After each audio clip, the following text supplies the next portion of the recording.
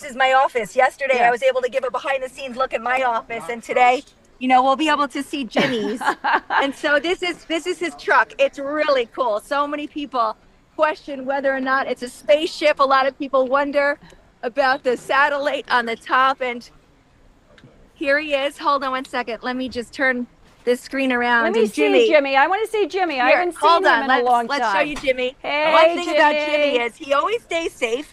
He has his seatbelt on even when the car is in park. I like that. It's safety first out here on Long Island. And this is his truck. He didn't know we were coming here, Linda, and he keeps it so clean. It's spotless. This is basically, this is his edit bay. This is where we do everything. This is his computer. This is his rack. He has his gear here. It's all protected. And this is virtually where we are every single day to turn our story that airs, on Channel 5 and My 9. It's neat. Long gone are the days where you had to bring a tape into the city to be able to get it to air. A This tape? is the future. A tape? What are you talking about? A tape? Those were the days. I used to go deck to deck when I started editing. Yeah. And so here we are, the Long Island team out here.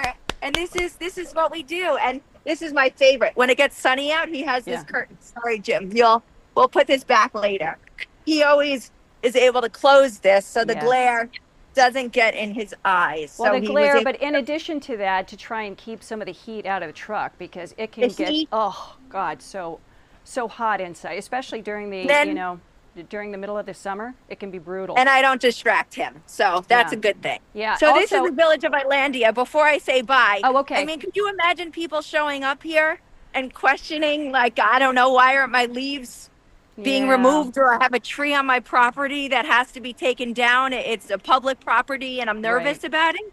Yeah. So if you're retired, you would be able to do that. You would have the time to do it. But if you're working and you're working full time, you're not going to have the time. But anyway, so are you going to be bringing us more on that tonight at 5 and 6? What's your schedule?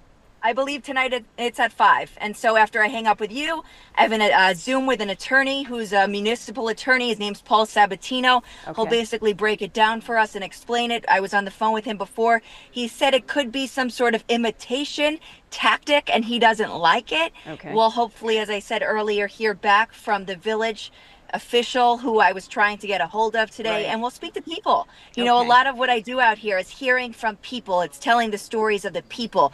What do they have to say about it? Absolutely. And that's what we do, right? As journalists, we're out on the street, and that's how we get the pulse of what's happening, because we're actually face to face with these folks from community to community. So they're the ones, if they're happy, they let us know, and if they're not happy, they let us know what they're not happy about. Which is great. And we bring it to you. Okay, Jody, thanks so much. And thanks, Jimmy, again. I'll tell him, good to see you. For playing with us today. Love it. Have a good weekend. We'll see you. And yeah, you too. Okay, you're going to see Jody. Bye-bye. We're going to see Jody Goldberg later on. I think she said she's going to be on the 6th. And, of course, you can see that right here on the Fox 5 local app. Also, our YouTube channel. We're going to take a quick break right now. When we come back, I'm going to be telling you a story about a New Jersey man who dies after a tick bite. And we have a interview with a doctor about this bizarre new syndrome. We'll be right back. Okay.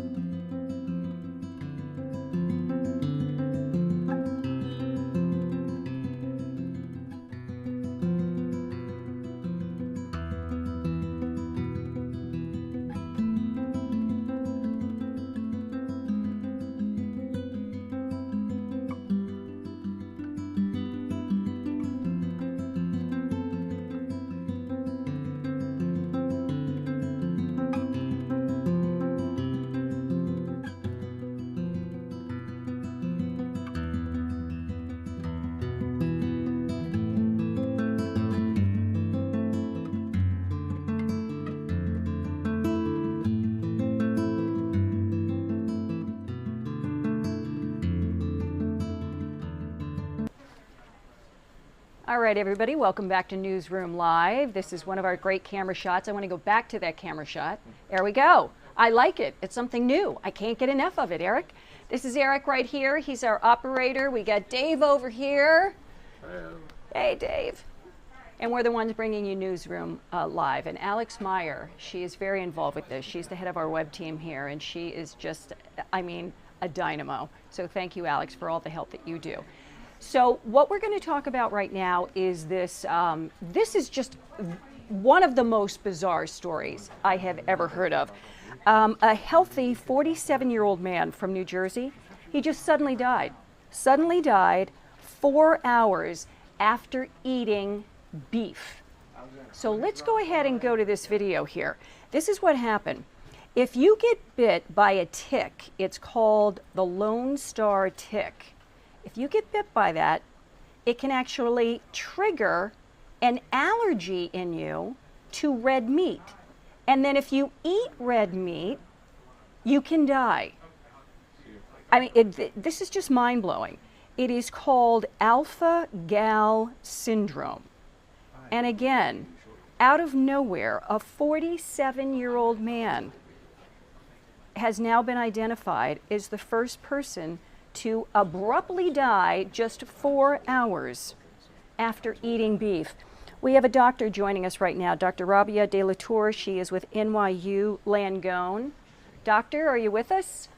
Yes, how are you? Thank you so much for joining us today. This is the most bizarre story. So in a nutshell here, and as you know, really dummy this down for us, what is this syndrome and how does it work?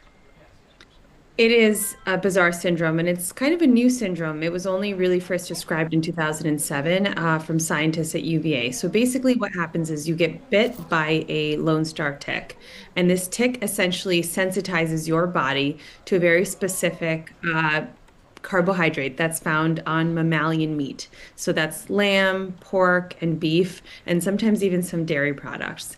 And then what happens is you end up eating that meat again at a later date because you've never really been told or noticed that you had any sort of allergy to these mammalian meats before. And so the tick bite essentially gives you this allergy. And then you have meat in the future, or again, a dairy product potentially, and you develop symptoms of allergy, whether it's a rash, some people have nausea, people have also described significant abdominal pain. But in this case, what was really concerning is it's the first case of anyone ever dying from what they think is anaphylaxis from repeated red meat exposure, specifically in this man. Okay. So it's the first death from alpha-gal syndrome or ingestion, again, of red meat that you've become allergic to. And it's the first case of what they think is anaphylaxis from meat ingestion. Where you just find it, you stop breathing. You can't breathe. It's like with the nut allergy or an egg allergy. Yes. So again, this man, what happened to him again was was diagnosed after he passed away. Right. And so he had basically gotten a bunch of what his wife described as his chigger bites on his ankles one summer. He had steak at a camping event and became severely ill 3 hours after eating that meat. 2 weeks later, he had a hamburger at a picnic or a barbecue, and he died that day, or died shortly after that, because they essentially sensitized his body and he had worse and worse allergic reactions. When he died, they didn't know what caused the death. And so he was basically diagnosed as having unexplained sudden death. And then people who tested his blood and his body after his death postmortem found that he had a significantly elevated blood test of something that can basically tell you if someone has mast cell activation or severe allergy. So they're deducing from this information that he had alpha-gal and he died from anaphylaxis. Now, if he would have had an EpiPen, obviously he had no idea that he had this allergy that was triggered in him by this tick bite. But if he would have had an EpiPen, would that have saved his life? Potentially. So a lot of this, again, we're this conjecture. We don't know. We weren't there. I wasn't there. And so if he was having typical symptoms of airway closure from an allergy, then yes, an EpiPen could have saved his life if that's what's thought to be the exact cause. But, Okay. it's kind of a deduction based on postmortem labs. And so there's a lot of question marks here. Right. But typical anaphylaxis, yes, can be treated with an EpiPen to try and help save somebody's life. Okay, and you're talking about some dairy products. Can you tell me what those dairy products are that can also, if you eat these, that you could also die from this tick bite because it triggers this allergy to some of these products? So what we know again from alpha-gal syndrome and patients who have it is that they need to avoid mammalian meats. But because, some dairy products are derived from mammals, from cows specifically, they're told to avoid dairy products as well to avoid, again, this trigger, the sensitization and allergy to any items that come from a mammal. So that's where the thought process is. Okay, okay. Why is it called the Lone Star tick? Because the moment that I heard that, the Lone Star state is Texas. Was that the first case or something, or is that just a coincidence? Yeah, I don't know exactly why it's called that. I think it's because it has some sort of, pattern on its back. I don't know why the tick was named that specifically. That's a great Right. question, but we're seeing most of the cases on the East Coast. Oh, oh, really? Most of them on the East Coast? How many cases have there been? I don't know the exact total of how many cases there have been, but we know that it was first described in 2007, so a rarely new disease. Wow. And so, okay, because it is new and we're hearing about it, and this is really going to be mind blowing for a lot of people because it's going to be brand new information. And one more thing that we all have to worry about. But what are some symptoms that people can look for? Because you're saying the first time that he ate meat, he was somewhere at a family gathering or something like that, and he got sick, and then it happened again, and it was the second time when he sadly passed away. So what are some of the symptoms people can look for? Absolutely. So you want to look for typical symptoms of allergy after you ingest red meat or any sort of mammalian meat. Again, that can be lamb, beef, or pork. And once you have it, you can have typical allergy symptoms like a rash. Some people develop nausea, other people can develop vomiting, and then severe cases, they can have significant abdominal pain that happens a few hours after eating this meat. And now, the reason why we don't know exactly how many people might have had it is because if you were to go to a party and have, or a restaurant and have some meat, and then a few hours later you have significant abdominal pain, you'd assume that the food was not of good quality or that it was infected with something. Right. You wouldn't think you're having an allergic reaction to the meat itself, which is why we think alpha-gal is probably underreported and estimates that there may be as many as 450,000 Americans currently who have actually been exposed to the Lone Star tick and might be sensitized to alpha-gal and might have alpha-gal syndrome. But again, we don't know the exact numbers for a reason because most people will assume it's some type of food poisoning if they're vomiting after eating, not Okay. necessarily So allergic now that reaction. people are hearing about this, because now we're going to see it everywhere on the news, and people are going to see it on TikTok and on X and Facebook, people are going to be talking about this. If you do have beef and you do get sick, should you automatically go to the doctor? I mean, real quickly, because we're going to be running out of time here in a second, but should you go to the doctor right away or a clinic? I don't think it's unreasonable to seek medical attention, whether that's in the form of a phone call but if you're having severe symptoms and you're not sure what's going on with your body, it's never wrong to seek medical attention. Okay, all right, terrific. Hey, Dr. Rabia Delatour with NYU Langone, thank you so much. We appreciate your professional opinion and information on this and your insights. So thanks so much. Okay, that wraps it up for us today. Thanks for joining us, folks. Thanks for watching Fox 5 New York. We're now joining live now from Fox. The loss of any of our guardsmen is tragic, and we offer deepest and heartfelt condolences to the soldiers, families, loved ones, and friends. We will provide more information after families have been notified. So a very tragic accident that played out in Boone County, Indiana earlier today. The investigation still ongoing and will be for quite some time. So once we get more information, we will, of course, pass that along to you on Live Now from Fox. It is a new hour as we continue to bring you some of the latest live feeds, top stories, and when breaking news happens like the one there in Indiana, we sure pass that along to you throughout the day. We do have a live look here right outside of the White House, just in case if any White House officials come to the podium. We will be bringing that to you as well right here on Live Now. Looks like we're still getting a feed, though, from Senator Schiff out in California, continuing to talk with officials on the Eaton fire from earlier this year. Let's listen in. So families going to get that. Most of the uninsured are going to range between 1.2 to about $3 or $4 million on the SCE settlement, based on what they show in the public documents. Now, until somebody sits with them and submits, nobody will know. But that's the uninsured. The delta really gets to those that are underinsured anywhere between.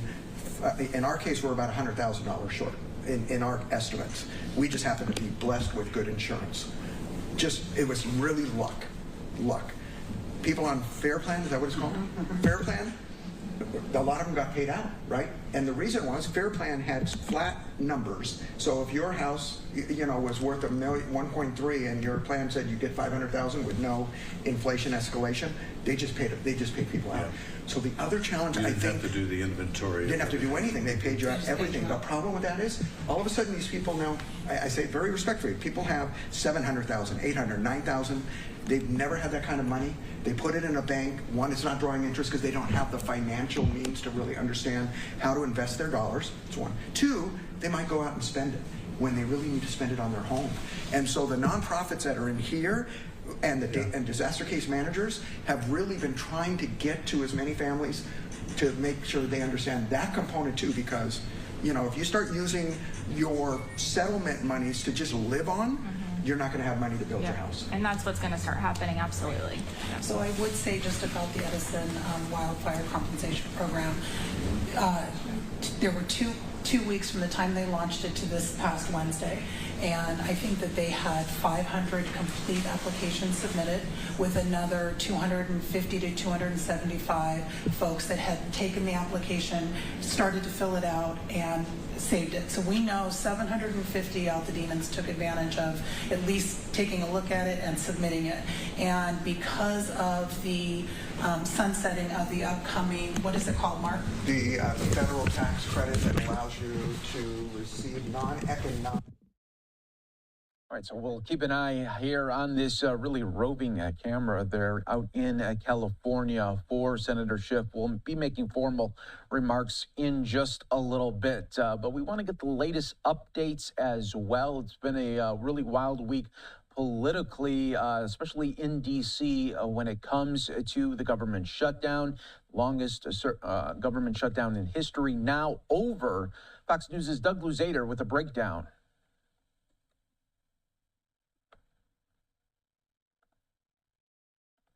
The shutdown signs are coming down. Museums and federal offices here in Washington are reopening, but this record-setting shutdown has left some marks. The doors of the federal government are once again open, and around the country, furloughed federal workers are heading back in. I enjoy working, so I'm glad to be back. That's all I got to say. The markets, though, had plenty to say yesterday. A massive sell-off, and beyond skepticism over tech stocks, it was fueled in part by overall economic uncertainty. For one thing, the absence of key economic reports has meant no one's really sure where things are heading. We will never know what the unemployment rate was in October. And the president's chief economic advisor says the economy will take a hit from the shutdown. I think that at the beginning of the quarter, we were expecting a 3 to 4% GDP number in the fourth quarter, which would be consistent with the numbers over the last 2 quarters.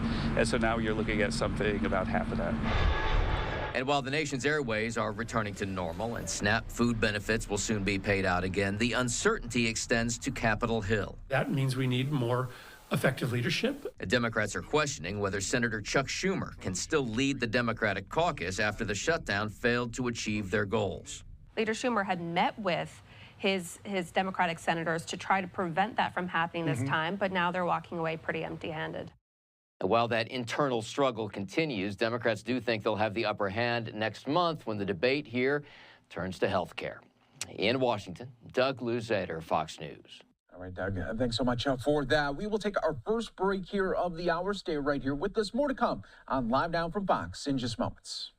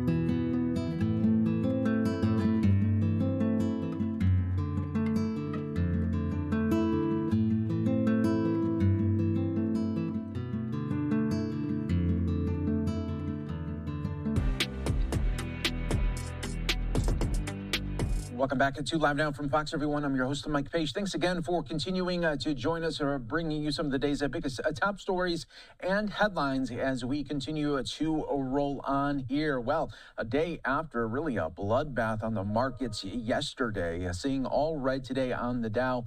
Once again, about 230 points in the red. So we'll continue to take a look at it here as we are less than 2 hours away from the closing bell right now. In the meantime, let's go back out, though, to California. We still have Senator Schiff meeting with others to talk about the Eaton fire recovery. Let's listen in right now on Live Now. Within the building, and that's kind of our goal is to be a one-stop shop.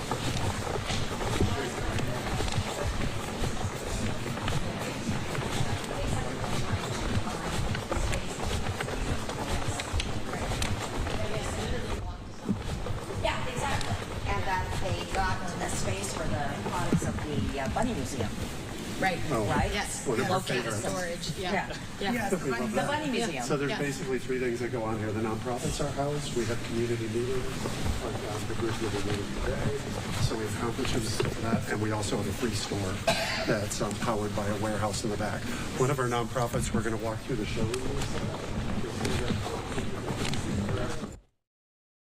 A little bit behind the scenes right now of Senator Schiff, touring this collaborative center as he is going to be making some remarks in a roundtable setting in just a little bit as well. But Senator Schiff continuing to speak with other delegates as well.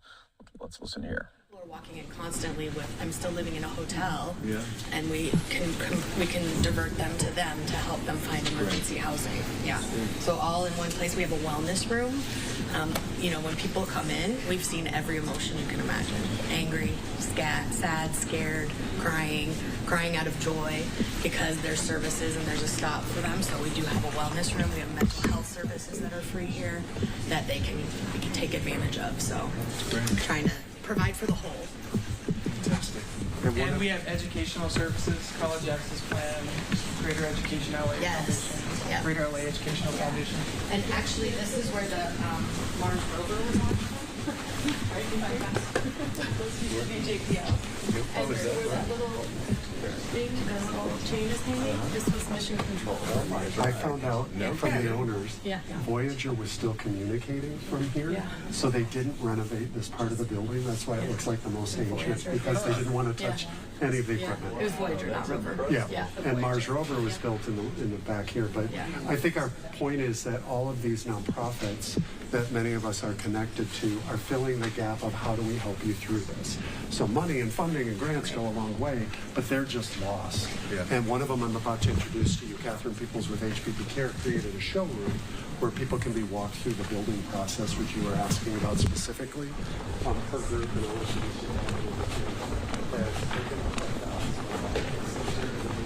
showroom, which was all garbage, now it's beautiful. And they're also working with Foothill Catalog, who has the pre-approved plans that the county has pre-approved.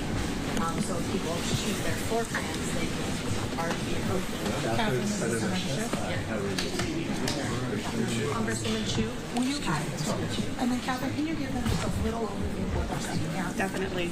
So what you're seeing is HPP Cares provides rebuild case management services. We take our survivors from A to Z.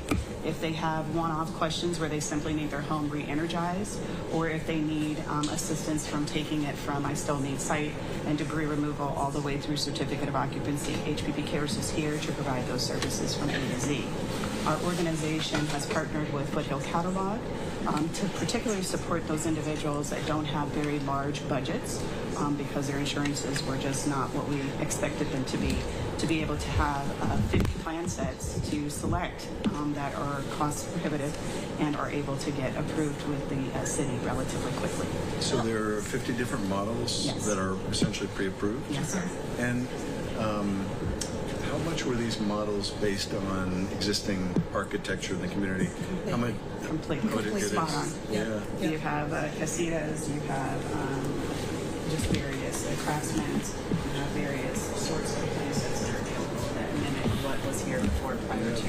And I should just say that this did not exist. This company did not exist before the fire.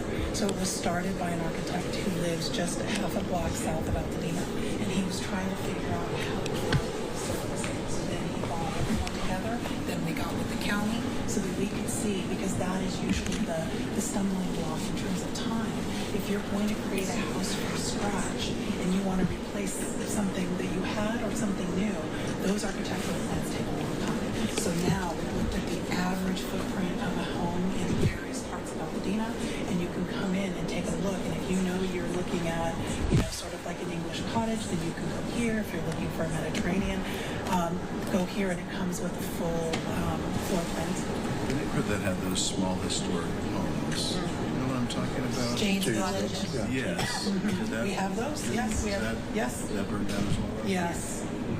And you have those here too. Yes. Yeah. So they've all been approved then? A good portion of them. They said that only a portion. There's a good Up to like I think they're up to 20. Are they actually approved? Almost all of them. Almost all. Almost all of the catalog is approved as a pre-approved plan that anybody can simply come in and say, I want to use this, and they just adapt it to the individual site.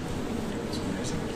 And was that a lesson learned from other fire zones in the state? To have a series of pre-approved? Very much. Yes. I just think that we did it on a scale that was not seen elsewhere. Yeah. Just especially because of the types of All right, Senator Schiff, getting a tour of this collaborative center, a hub for those to come and really meet with other agencies in California to help Eaton Fire victims try to regroup after the deadly fire from earlier this year. We'll keep an eye on that feed. I do want to show some breaking news that we are getting from Wilmington, North Carolina, where a building in the historic district of downtown Wilmington is on fire. According to the Wilmington Fire Department, crews are reporting to a fire at the Greystone Inn in downtown Wilmington. The police department there has shut down Market and Orange Street due to this fire here, but this is a scene right now in Wilmington. This is unfortunately not the first time this building has caught fire. Back in 2023, the Greystone Inn caught fire. The inn has been closed for repairs since then, and unfortunately, it looks like to be another fire here for that Greystone Inn. We'll keep an eye on that for you on Live Now from Fox. We will take a 2-minute break and be back with more.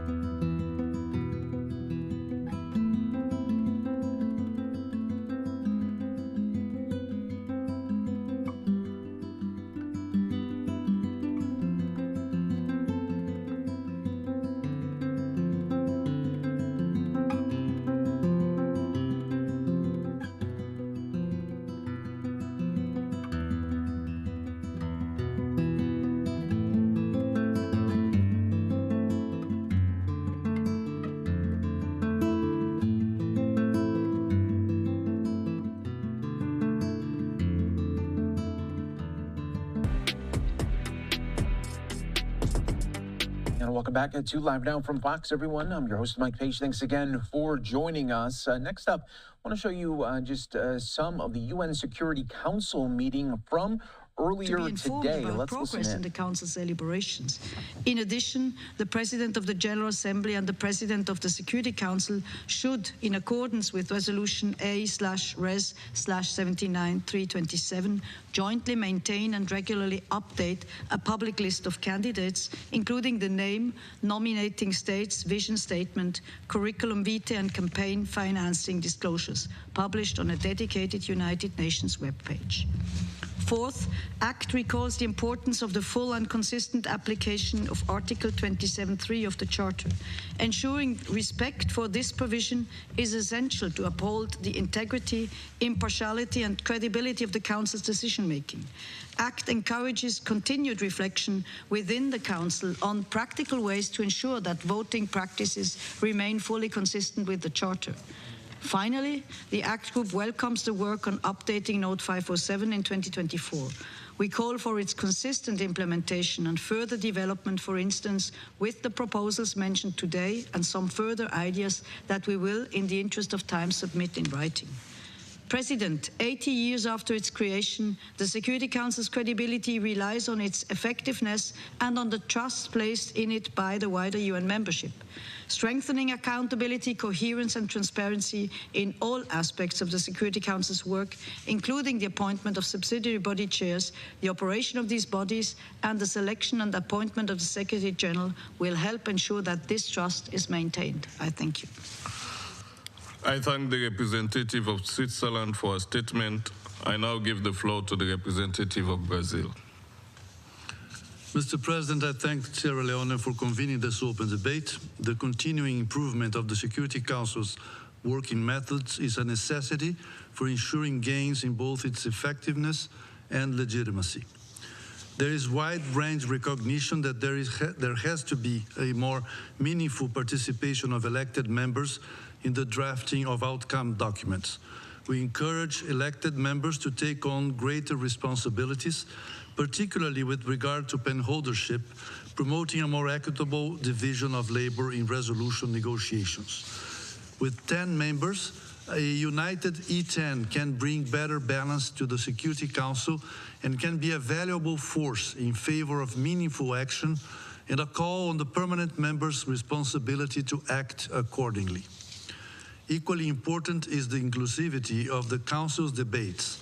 The participation of civil society representatives, particularly women, in briefings to this Council should be fostered. Their perspectives enrich the understanding of complex issues and strengthen the legitimacy of decisions. Mr. President, enhanced cooperation with the Peacebuilding Commission is paramount.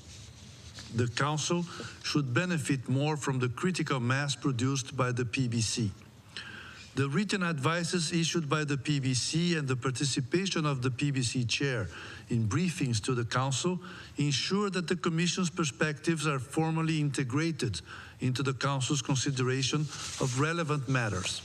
The Security Council should consider diverse formats of engagement with the PBC, including by the practice of formally recommending that countries on its agenda transition to the PBC on a strictly voluntary basis in order to consolidate peace and prevent the relapse into conflict. This approach should reflect the longer-term perspective that peace building and sustaining peace demand. Mr. President, while improving working methods is vital, we must acknowledge a fundamental reality. No minor enhancement of the Security Council procedures can sufficiently address the severe lack of efficacy, legitimacy, and representativeness present in the Council's current composition. Its enlargement in both categories of membership is urgently needed. The Council cannot be fully legitimate and effective as long as the Global South remains sidelined and whole regions such as Latin America and the Caribbean and Africa are not represented in the permanent category. Any debate on working methods must be underpinned by the overarching framework of comprehensive reform, which includes this expansion. Improvements in working methods and reform are not separate objectives, but complementary elements of a single vision. Ultimately, to fulfill its mandate to maintain international peace and security, this body must work in an effective, transparent, and responsible manner with improved working methods and expanded membership guided by the purposes and principles of the Charter and the interests of all UN member states. Thank you. I thank the representative of Brazil for his statement. I now give the floor to the representative of Kyrgyzstan. Mr. President, at the outset, allow me to express our appreciation to the Presidency of Sierra Leone for convening today's significant discussion. This document represents an important step toward enhancing the efficiency, transparency, and inclusiveness of the Council's work. The principal body entrusted with the maintenance of international peace and security. The Kyrgyz Republic, firmly committed to the principles and purposes of the UN Charter, fully supports these objectives and welcomes the progress achieved in their implementation. However, we would like to highlight the following points. First, we positively note the improvements in the Council's planning practices. The introduction of structured monthly programs, timely notifications of emergency meetings, and wrap-up briefings has contributed to a better balance between open and closed formats. This has enabled non-members of the Council, including small and developing states, to participate more actively in dialogue and decision-shaping processes. Second, the mechanism of penholdership has created new opportunities for greater involvement of elected members.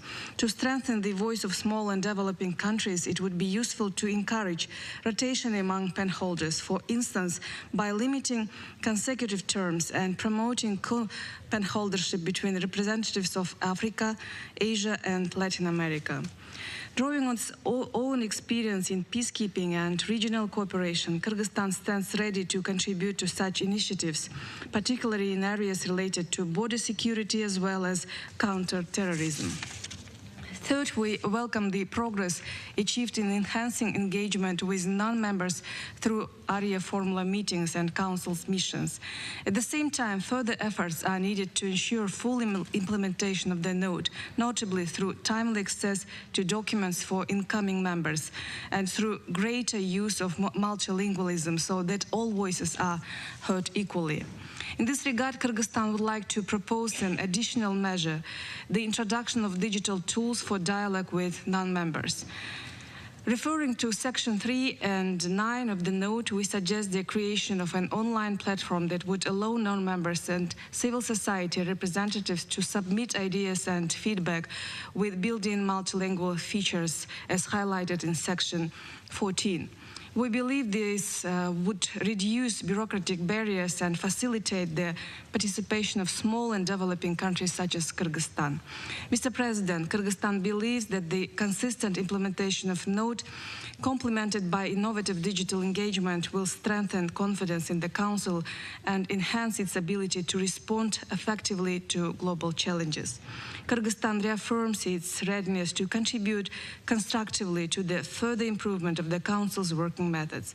Only through collective efforts and genuine partnership, including through modern, inclusive communication tools, we can ensure peace and stability for all nations. I thank you.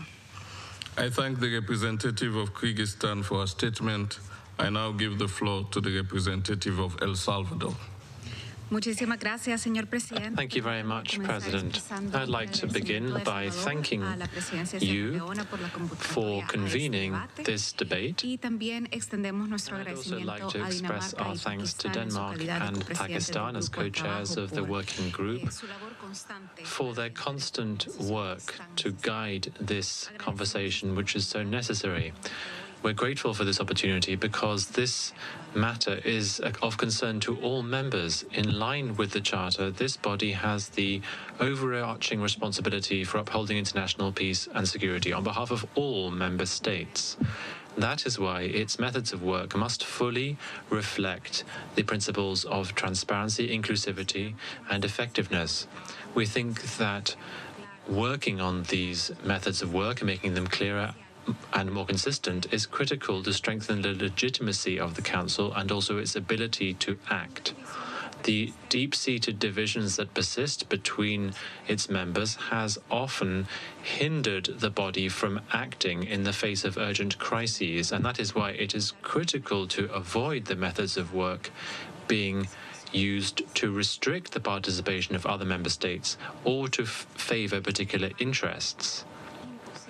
It is impossible to ignore the impact of these matters. We think this is one of the major obstacles preventing the Council from taking timely action in situations that requires immediate urgent action. In the last few months, we have seen how necessary resolutions were not adopted, and even the threat of the veto has been wielded. These practices erode trust in the institution, and they also weaken and undermine the public perception of the United Nations' ability to respond to urgent crises. That is why we reiterate our appeal for there to be as much moderation as possible, particularly when there are mass atrocities concerning the use of the veto in line with the French-Mexican initiative and the ACT proposed code of conduct. We think that the vetoes should be adequately reflected in the Council's report. This will allow for greater transparency and also accountability before the General Assembly. And it is in this regard we'd like to underscore the importance of strengthening the interaction between the GA and the SC. As we know, the GA is the most representative forum of the entire organization. It is the voice of the 193 member states, and that is why we should foster more deliberations between the GA and the Council. There needs to be more feedback between the bodies, and there needs to be greater exchange of information for all member states to ensure that all members who are not members of the Council have timely information provided to them. A more open Council is also a more legitimate Council. That is why we think we need to beef up the inclusion of all member states in deliberations, particularly when we're talking about matters that directly affect their countries, regions, or interests. Public discussions should allow for genuine, meaningful participation, and the appropriate timely issuance of documents should be something that is more predictable as well. On the process for the appointment of the next Secretary General of the entire organization, we think that transparency and the full participation of all member states should be guaranteed. There must be a closer relationship between the Council and the GA in this context too, in order to ensure that the procedures are open, inclusive, and also predictable. We trust that this issue can be more systematically addressed in the Council's working group on documentation and other procedural questions. We'd also like to stress the importance of strengthening the relations between the Council and the Peacebuilding Commission as well, because the Commission provides strategic analysis, experience from the ground, and also long-term experience, which is critical to ensure that mandates are more consistent, but also more sustainable. El Salvador supports the need for more inclusive, more predictable procedures for drafters and pen holders as well. This is necessary to ensure a more balanced representation in the drafting of the Council's products, but also it makes sure that elected members can be closely involved in this process, particularly as they may be directly affected by what is going on the ground. Lastly, President, the full, equal, meaningful participation of women is also a priority for El Salvador. The Women, Peace and Security agenda must be a cross-cutting matter throughout all of the Council's work, and this body should systematically incorporate data and analysis about the differentiated impact of conflicts on women and girls. We also need to update the Council's basic documents to reflect the current realities on the ground and the current standards in terms of women's participation. President, we reiterate our unwavering commitment to a more representative, more transparent, and more effective Security Council. But to do this, we need to strengthen and update the methods of work, not just as an administrative box-ticking exercise, but rather as a political, ethical imperative to respond appropriately to the crises that millions of people are affected by throughout the world. We in El Salvador will continue to participate constructively and actively in this effort. We are convinced that a council that works more effectively is a council that also better serves all people. Thank you. I thank the representative of El Salvador for her statement. I now give the floor to the representative of Costa Rica. Muchas gracias, señor presidente. Thank you very much, President. The procedural architecture of the Security Council is critical in terms of its ability to act to counter threats to international peace and security, and also to renew trust that member states have in this body. The current structures have some structural weaknesses that need to be corrected. In this context, I would like to make 4 points, President. First of all, on unofficial consultations, we have seen that there is advice provided in the note on consultations. Nevertheless, we see that the consultations that the Council undertakes remain quite opaque, and there is a lack of information for other member states about what is being discussed. Secondly, the penholdership has often been concentrated in the hands of the permanent members. Nevertheless, when elected members are able to act as co-penholders, the draft resolutions are more balanced and they can lead to greater consensus. The current practice looks at this practice as an exception, but we believe that it should be a standard procedure for the drafting of resolutions that directly affect elected members and on which they can provide specific advice. Thirdly, in terms of decisions on peacekeeping operations, currently the process involves countries that provide troops and police to missions only, and the area formula meetings are characterized as informal meetings. In addition to this, we see that there is a delay in the issuance of decisions. We think it is clear that prior consultations need to be undertaken with countries who provide troops to peacekeeping operations. This needs to be done in a timely manner and it needs to be systematic. Fourth, the Council should activate the mechanisms under Article 34 of the Council to avoid conflicts from escalating. There needs to be systematic follow-up, and this needs to be part of the briefings and the early warning mechanisms. This procedural reconfiguration would allow the Council to intervene when the political situations allow. Rwanda, Yemen, and Myanmar are all clear examples that the capacity of analysis existed, and that is why the early warning systems need to be used and implemented effectively. President, the methods of work of the Council are an institutional reality. We think that the reforms need to be undertaken, and we believe that a more transparent, more inclusive Council is the only way for the Council's mandate to be fulfilled. Thank you. I thank. A little bit from the UN Security Council meeting earlier today out in New York City. And we continue to roll on Live Now from Fox. Coming up just a little bit, we will have the formal remarks from Senator Schiff in California.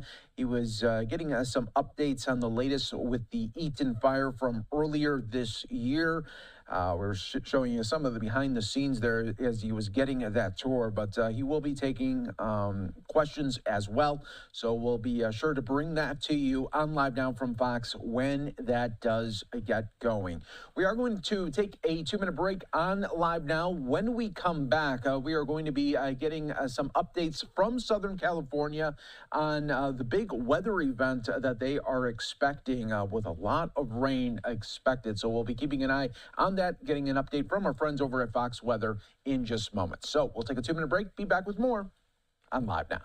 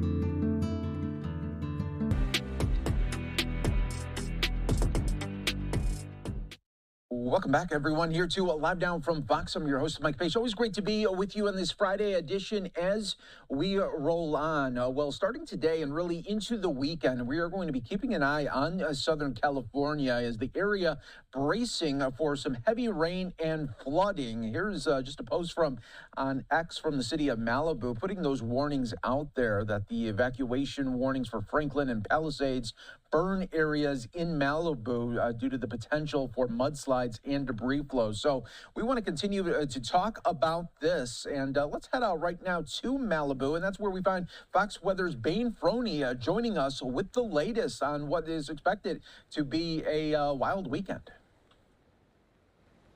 Yeah, definitely a wild weekend for sure. I mean, already starting off this morning, we've seen about 1/4 inch falling throughout LA County. And to give you a bit of better perspective on what that means, because to some folks throughout the country, that may not seem like a lot of rain, but throughout the entire month of November, the entirety of LA usually sees around 3/4 of an inch. So already seeing 1/3 of that falling in just one day goes to show that this is a pretty intense rain event that's upon us, and it has not really even gotten started really until later on this evening, and overnight into tomorrow is when it's really going to start to ramp up. So to give you some more perspective on where we're at, we're currently in one of those Malibu neighborhoods that was really impacted by the Palisade fires. I want you to look ahead just above me. You can see how high up this hill and how steep this slope is, as well as all of the burned vegetation. This is one of those areas that was impacted by the Palisade fires. A little bit higher up as well, you can also see a home that was destroyed and damaged from those fires just a few months ago in January. So when we have burned burn scars like these, it can be really dangerous when we have just a couple inches of rain falling because the vegetation, it's gone. It can't really stop the rain or the water from falling. On top of this, too, the soil is also unable to absorb any of that water, so it makes flash flooding a real possibility. It happens very quickly. On top of this, too, we can also see those debris flows happening in neighborhoods just like this one. Now, also want you to take note of this. This here is a water pipe. We talked to the Public Works folks that were telling us that they have people out patrolling throughout the entirety of today as well as into this weekend, as they are expecting to see those debris flows coming through. So they want to make sure that they have people out there able to take care of these pipes, try and get running water to folks if that is damaged in any way. So they are very prepared for what's to come. Now, if you take a look again right behind me, you can see a couple more of these trees, more of those burn scars that have impacted this neighborhood, this area. And, you know, this was once a flourishing neighborhood. Some homes still remain, but at the same time, other homes not as lucky, absolutely just completely destroyed.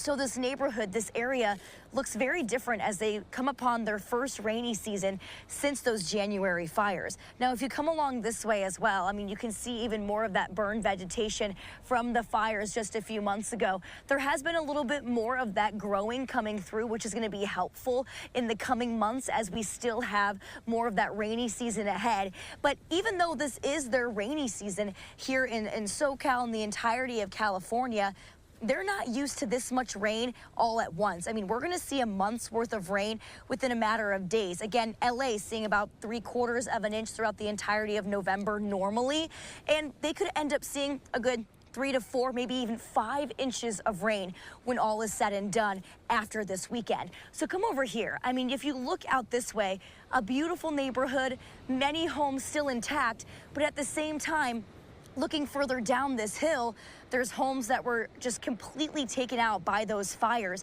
And you can also see as well the CHP right below me, this highway that has just been an area that folks drive along all the time, usually has a lot of traffic as well, and along the beaches too.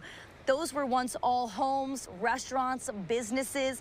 Duke's was one of those restaurants that actually survived the fires, but because they had so much rain coming in a few months later, that debris flow came down, the flash flooding impacts came in, and it just took out the restaurant, unable to be open at this time. So, I mean, even though folks maybe were spared from some of those fires, there is still a great risk that there may be some of that flash flooding impacting their homes now, and they are in a very vulnerable spot as we will be seeing a good 3 to 5 inches falling in LA and other parts of Southern California. Also seeing a good 2 to 3 inches like in San Diego, that also does not usually see this much rain in these months. Again, kind of putting it into perspective, November through January, usually in LA we see maybe 4 inches of rain. So we're not just talking maybe a month's worth of rain coming down in a matter of days, we're talking a few months worth of rain in a few days. And it's also important to point out that while areas throughout the country may think, hey, 2 to 3 inches, that's not that bad. We get that all the time within just one rain event.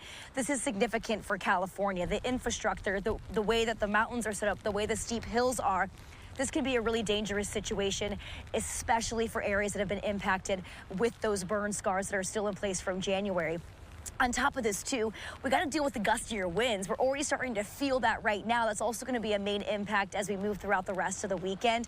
On top of that, we also have more instability in the atmosphere. Basically, what that means is we could see some more thunderstorms rolling on in. So when we get those thunderstorms, we could see a good inch or so when it comes to just rainfall within just 1 hour. So an inch of rain in 1 hour, that can be pretty devastating for those communities, especially those that are on these hills in those steeper waterways. Already this morning and heading into the afternoon, picking up a 1/4 of an inch, expecting to see a good 1/2 an inch by the time we end today. The rain rates really start to pick up, though, as we move into the later half of the afternoon and overnight into our Saturday morning. So folks need to be on high alert. Already those warnings going into place for evacuations.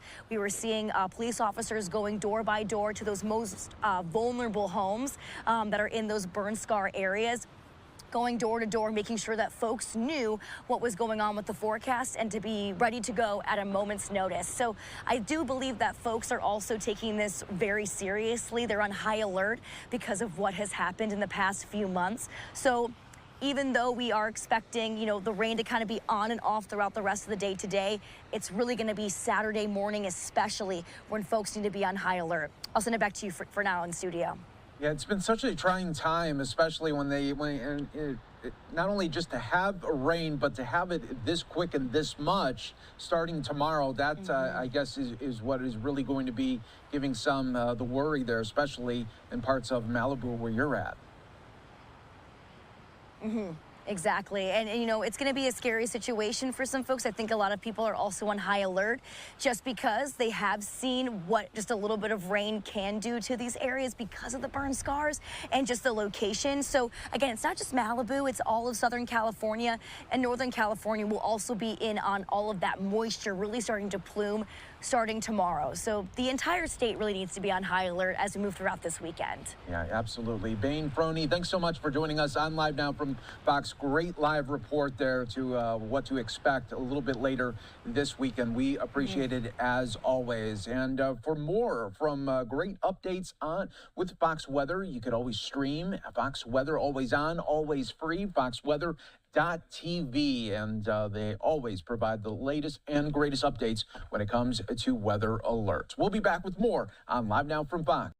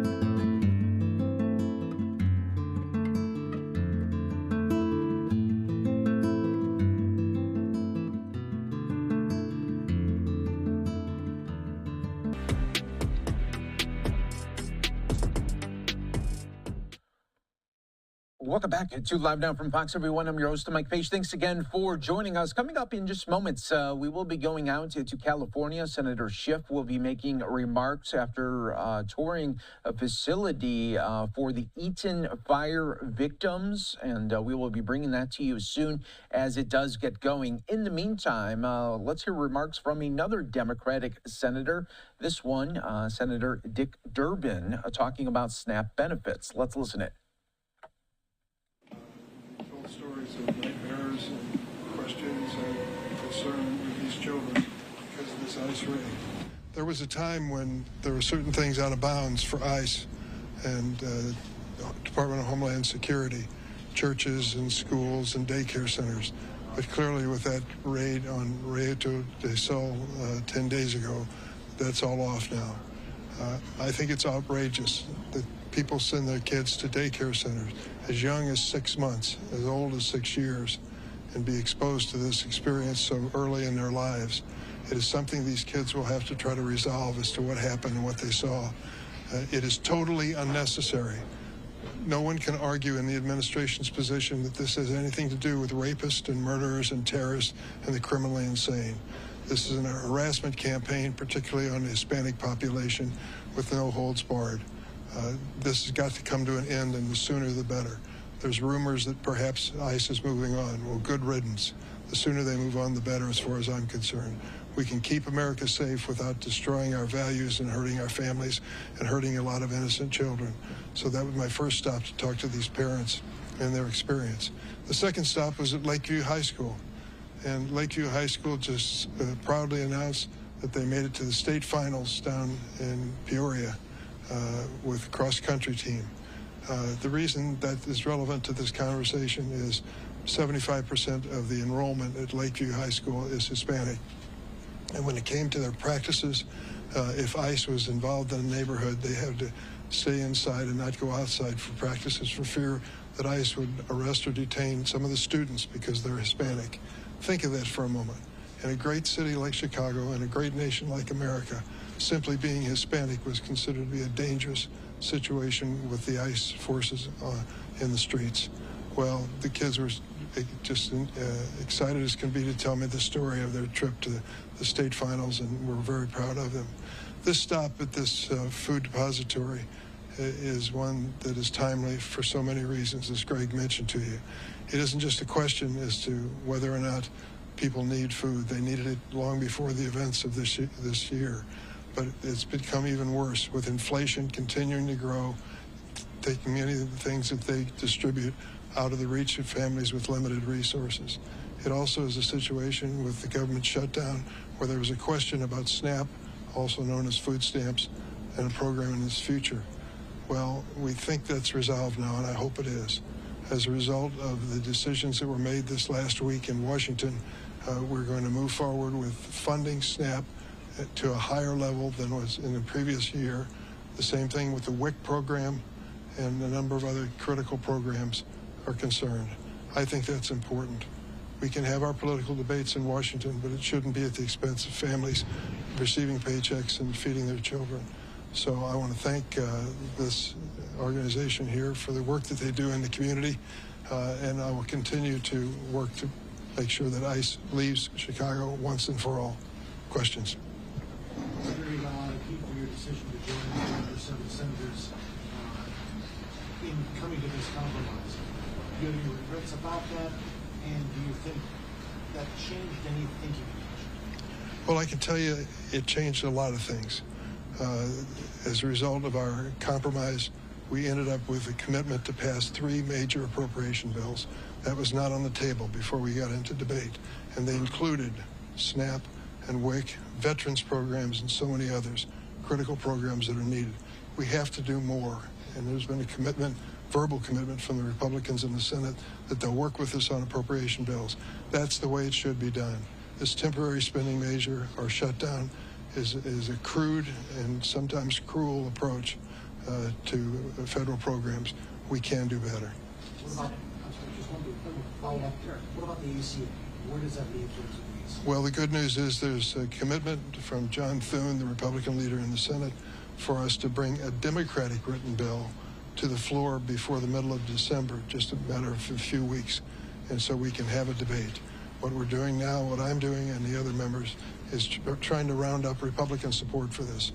This health care issue is a critical issue that needs to be resolved. We need to extend the tax credit for at least a year, I hope even longer, and make some positive changes in the program. I cannot imagine trying to cope with medical challenges in a family without health insurance. I was there at one point in my own life, my family life. I never want to be there again.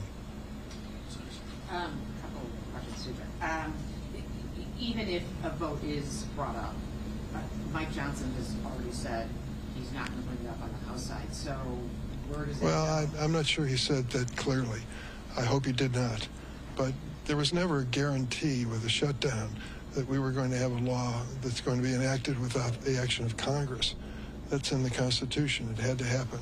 I think we've set the stage for a bipartisan approach to this issue in the Senate, and I think we can build on that. There were many other things that were included in this agreement and compromise that I think will move us forward. The fact that these employees that were furloughed and RIF'd are going to be restored with back pay.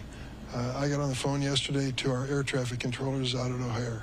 I can tell you at one point they sat down and literally wrote handwritten letters to me begging for me to end this government shutdown. They missed 2 paychecks, and it was taking its toll.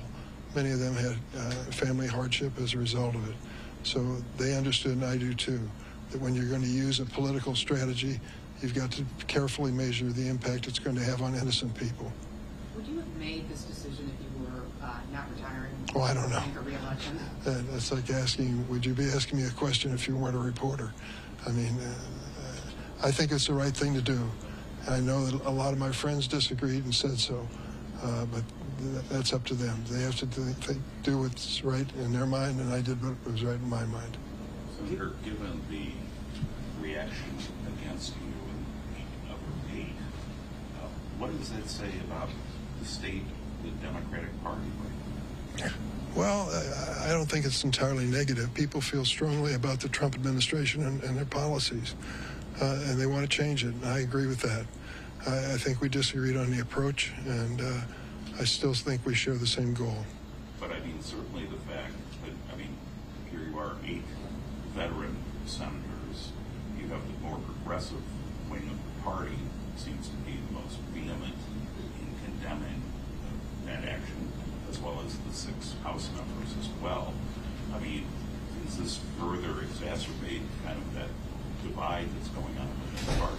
It can, but I hope it doesn't. I hope that we can close ranks now, even though we had that fundamental disagreement, and work toward a common goal. The American people want a party elected that's sensitive to the reality of life in American families today. And that sensitivity relates directly to affordability and whether people can have the basics. When we fight, as we will, for health insurance, that is a critical element. We know that there are millions, literally millions of Americans who will have to face the prospects of eliminating health insurance because they can't afford it. So we're still dedicated as a party. Through the course of this shutdown, we have defined that as a major issue. It was very helpful in the last election we had a couple weeks ago, and I think it will be in the future. What does it say about the focus being on Chuck Schumer and the increasing calls for him to step down? Well, I can tell you, Chuck does an excellent job, and I believe he's in a solid position with the caucus. Does he have every vote every day? No. Hardly anyone would. But I think he's led us well, and I've talked to him both before and after my vote, and we're going to try to find ways, and we will find ways to work together. And you said he tried to persuade you? Oh, yes. I went to him ahead of time before I announced my decision and told him what I was going to do, and he asked me not to. I told him I'd made up my mind, but I wanted to talk to him about it before I did it. Senator, do you believe the shutdown showed us some of the inherent problems with our traffic control system and the weaknesses of the FAA, the number of controllers we have, the kind of attrition rate that people are retiring, that kind of thing? Imagine, if you will, 14,000 air traffic control positions, 10,000 of them filled. Imagine that you are an air traffic controller called into work 6 days a week, 10-hour shifts. And imagine the tension and stress you face on your job. I mean, that is the reality of the air traffic control. Several members said behind closed doors, we're one air traffic accident away from ending this shutdown. We were running a risk there, and these men and women, wonderful as they may be, can only take so much. That was one of the major factors in my decision. What would you like to see done to fix the inherent problems that existed even before the shutdown? Well, there's so many of them, but I'd start with air traffic controllers. We need to train more women and men to serve in that capacity. And I for one, think I've seen enough of these government shutdowns. I think they're crude, and they're cruel, and they're innocent victims that we can't protect in that circumstance. And I want to assert my political belief. That's why I ran for office. But I don't want to do it at the expense of innocent people like air traffic controllers. When I spoke to some of your colleagues in the House, Democratic colleagues in the House earlier this week, they basically felt like they shouldn't, that you shouldn't trust John Thune to actually call a vote on the ECA. They just don't think that's going to happen. It's just a promise. Really, I mean, do you trust that he will allow the minority party to actually I know John Thune, and I've served with him for years. In the middle of the roll call vote, the critical in the shutdown vote, I walked over on the floor of the United States Senate, grabbed his hand and said, I'm counting on you. There are 8 of us who are sticking our necks out for what you promised. I hope that you're going to be a man of your word. He said, I will be.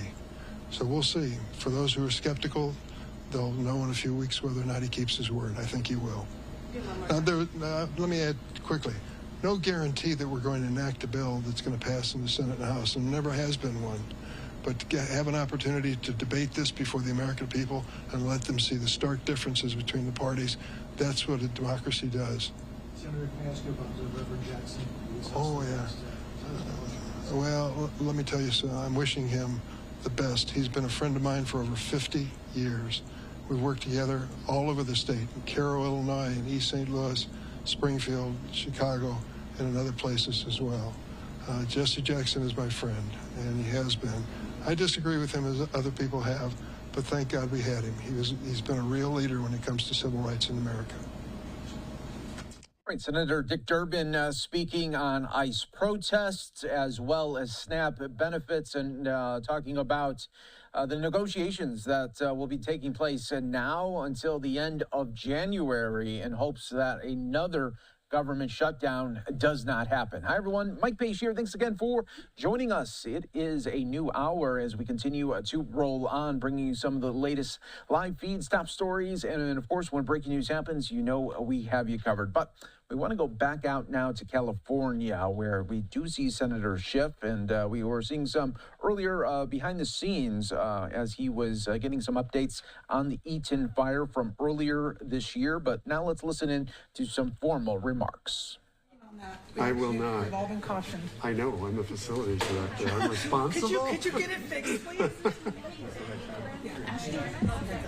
Ash, you want to come up? You might need to do like 2 tiers. We'll have some come on this side. Come over here. You can come behind too. Come right back here.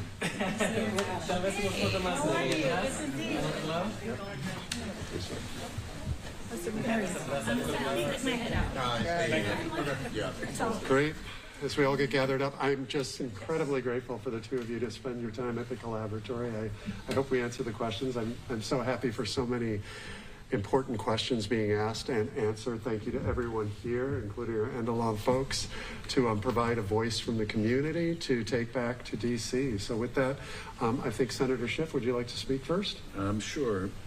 Nick, thank you very much. And I just want to express my profound thanks to Judy Chu, who's doing such a great job advocating for all the residents of this community, but also all the people standing here that are part of the collaboratory and have been working so hard to make sure people can plan for the future. They can rebuild, they can do so in the most cost-effective way possible, that those that are in need of guidance about how to interact with their insurance companies, with the county in terms of the rebuilding process, the day laborers who are here doing such important work to help get these lots and residents ready to be built upon and reoccupied.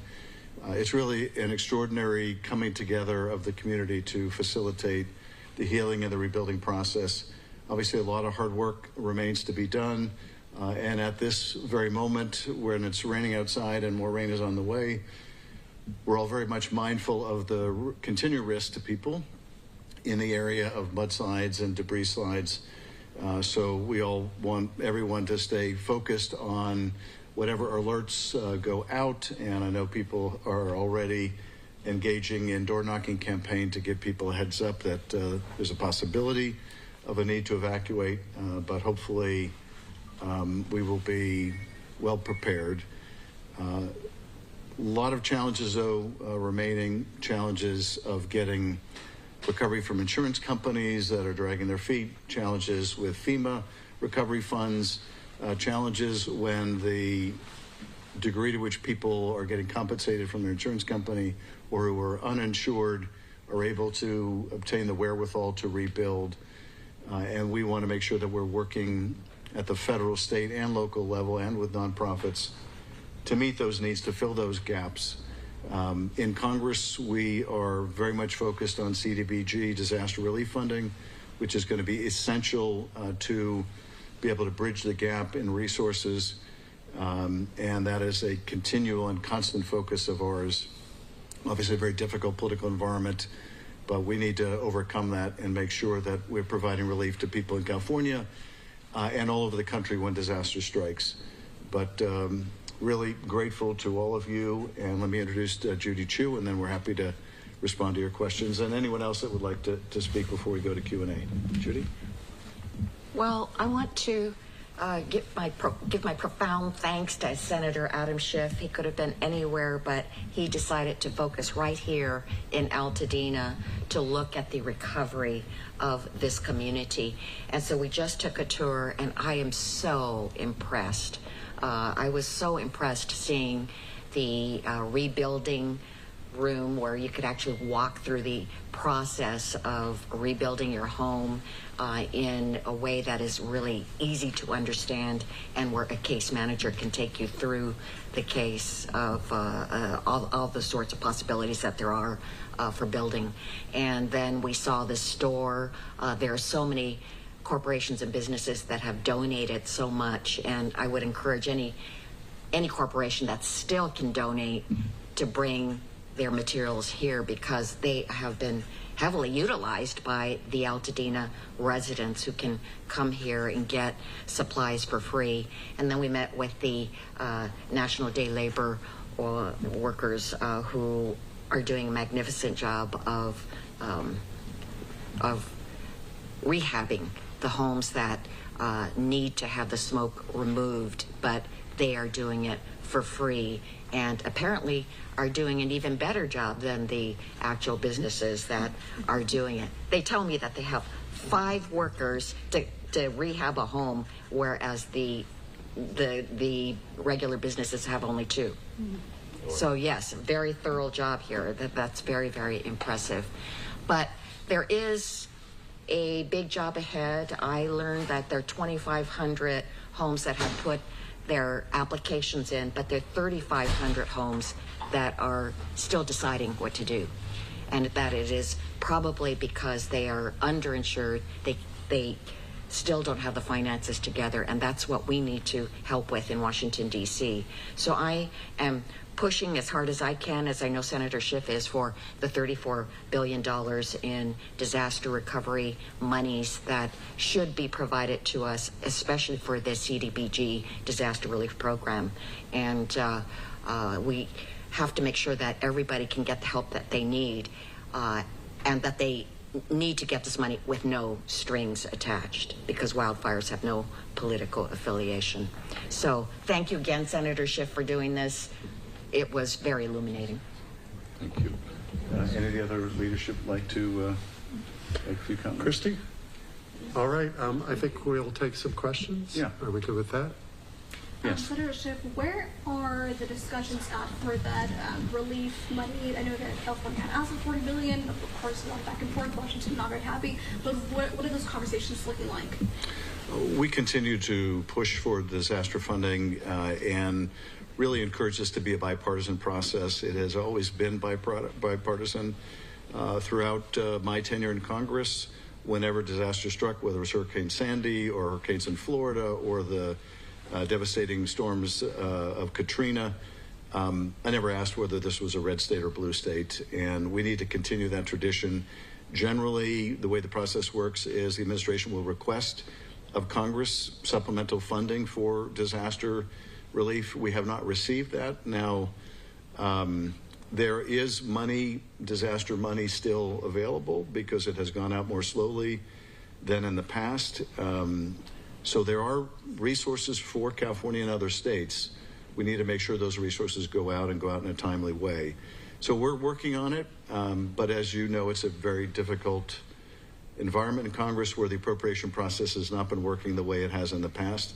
But this is a daily, weekly focus for us to push through this funding. You mentioned daily, weekly. Is there a timeline that people can kind of keep an eye out for with the relief funds? Well, Judy and I feel a real sense of urgency about this. I know Senator Padilla does as well. The challenge is the funding process for the government has never looked like this. And, you know, there is candidly difficulties to overcome in terms of how the administration views certain states and certain cities, and we have to try to bridge those difficulties. But if there's any area where we should be able to bridge the partisan divide, it's over disaster recovery and relief. So I'm still hopeful, but I will believe it when the dollars come through. You heard from some survivors today who are now doing the work to help other survivors. Many of them living in ADUs, many of them can't afford to even rebuild an ADU, and premiums are still going up. Anything that you guys can do, like tangible efforts to make sure that insurance is affordable for people? Yes, I mean, this has been a priority of mine well before these fires. I have reintroduced legislation I introduced previously called the Insure Act, which would set up a federal reinsurance facility. Part of the reason insurance companies are claiming that their rates are going up is that the cost to them of reinsuring to protect themselves has gone up dramatically. We saw this after the 9/11 attacks. Insurance companies had difficulty reinsuring because of the terrorism risks. So we set up a federal facility to provide a backstop. I'm trying to do the same thing through legislation when there are major natural disasters like we're experiencing here. So that act would provide relief. I've also introduced bipartisan legislation called the Firewall Act to provide federal tax credits to families that are rebuilding and want to use more fire-resistant materials, but those materials may be more expensive. So it was a way of offsetting those costs, as well as efforts legislatively to provide mortgage relief for victims of natural disasters. So I'm working on some very concrete ideas. I know Judy is as well. Judy, you want to share some of your work? Yeah, the mortgage relief bill is one that would provide for a time period where you don't have to pay your mortgage for 6 months, and it could be renewed for another 6 months. And I have a tax relief bill that actually was signed into law, which says that if the state has declared a natural disaster, then there will be automatic relief on the federal level. And I mean, those are just some of the bills that I have, but another one that is very, very important is the one to provide relief from any taxation of settlement monies. Mm-hmm. And so that one is coming forth right now as we see the Southern California Edison settlement offer come through. Talking about that Edison settlement, a lot of people are asking Edison now to pay about $200,000 per family to help them with, paying their rent, or if they are an Airbnb. Do you think that is a possibility? Is there anything that you can do to help these people ask for that money and get it? We do have a resident that is going through the process, if you want to hear from the ground. Sure. Mark? Well, so the Southern California Edison settlement is really a personal thing. And I will tell you that when you do the calculations, you're really just looking at, what might be available in the next 3 to 5 months, or even less because their time frame already is moving along pretty quick, versus 1 or 2 or 3 or 4 years. And so I think it was earlier talked about that more than 500 applications are in, another 250 are in a stage. So I will say that, our family is looking very closely at it because it works for us at a level of, kind of a move the fire kind of past us, and know that as we rebuild, that we're coming back into a great place that we have lived for 35 years and want to continue calling home. And so SCE put that out. There's criticism on both sides. Well worth. I think what you're talking about was more specific of, can they, for those that are going to be part of the fire settlement anyway, have some ability to get some dollars in advance, especially those that are losing their ALE. And I know that there's a couple of organizations that are pushing that. And I will say that the elected officials have looked at it and are reviewing it too, talking with some of those nonprofits. So, and other maybe leaders, community leaders. So that again as a SCE issue, and I think it comes back to, corporations have always done a lot of good things for people, you know, in the donation side. And so hearing the Congresswoman say, hey, corporations, if you have the ability to still help us get some things in here that the people need, one of the things people need is going to be their rent when they run out of their FEMA dollars, because that's an 18-month period, and so that sunsets pretty quick in July. And then some ALEs, and we heard today from an example of a family that their ALE expires pretty much in January or February based on the quantity of dollars that they got on their formula, based on the insurance company being able to set that formula without then a family being able to help to get that increase, not realizing ever in our wildest dreams that a fire would devastate Altadena. And I'd also, sorry, can I say something on behalf of the Indian Fire Collaborative and Collaboratory? We don't really want to speak on the settlement because we have a lot of people we represent. So I'd just like to say that we're neutral and we would rather not to go into that if that's okay. Yeah, the only thing I would add too, and this doesn't go to the Edison proposal, I know what a lot of people are experiencing right now, and we are trying to work with individual families on this, is they made claims of their insurance companies. Some of those claims are being denied because they got some relief from FEMA or because they need to more thoroughly itemize their losses. And families are having to go through the additional difficulty and trauma trying to figure out everything that burned, what it cost, and we need to keep pressure on these insurance companies to meet their legal obligations, to provide resources in a timely way, not to be changing adjusters, not to be engaging in a dilatory tactics, but rather to make people whole as they're required to do. So that's something that we can keep the pressure on, and we'll need to. Anybody have other fire-related questions? I have one political question, but it's completely unrelated. You know, this is really a nonpartisan space. Yeah. Happy to talk with you about a different place, but yeah, I don't want to change the the atmosphere of the collaboratory, but thank you for coming out. Thank you all. We appreciate it so You much. bet. So if we could, We're gonna take a photo.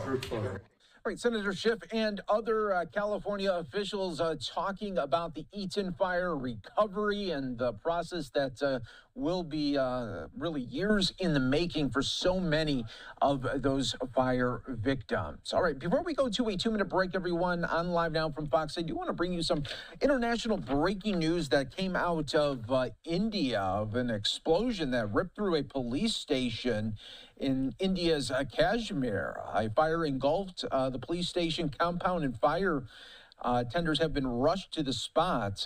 We are learning, though, from reports that it looks like the explosion was an accident. So early indications, no terrorism right now. The cause of the explosion will be continued to be investigated. It comes just 4 days after a deadly car explosion in India's capital that the government said was a terror incident. This one, however, does not appear to be terror related. So that is good news right there. All right, we will take a 2-minute break on Live Now from Fox. Stay right here with us. More to come in just a moment.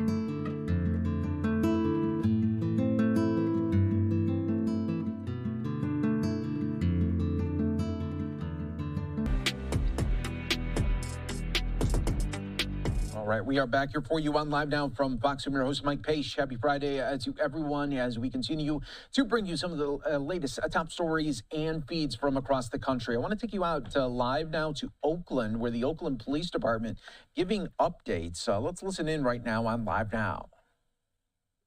Prayers, well wishes, and thoughts. At this time, we kindly ask everyone to fully respect our family's privacy. And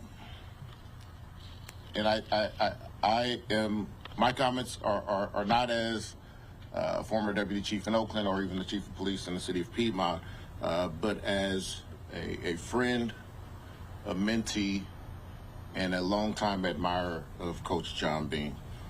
John was so much more than a coach. He was a father figure to thousands of not only men, but young women in our community. I know that I am not eloquent enough to put into words the indelible mark that Coach Bean has left on so many, not just in this region, but around the state and around the nation. I know that I speak for the thousands of players of his that have played for him for the last 40 plus years, the hundreds that held vigil last night at the hospital as he fought, like he had taught all of us to do over the course of the last 40 plus years. I met Coach when I was in the 8th grade at Bret Hart Junior High School, and I actually, to a lot of folks' surprise, never had the opportunity to play for Coach Bean, but he had meant so much to me. I lost my father when I was in high school, and Coach has, since I was 15, 16, 17 years old, always been there for me, has always reached out to me. And it's not just me.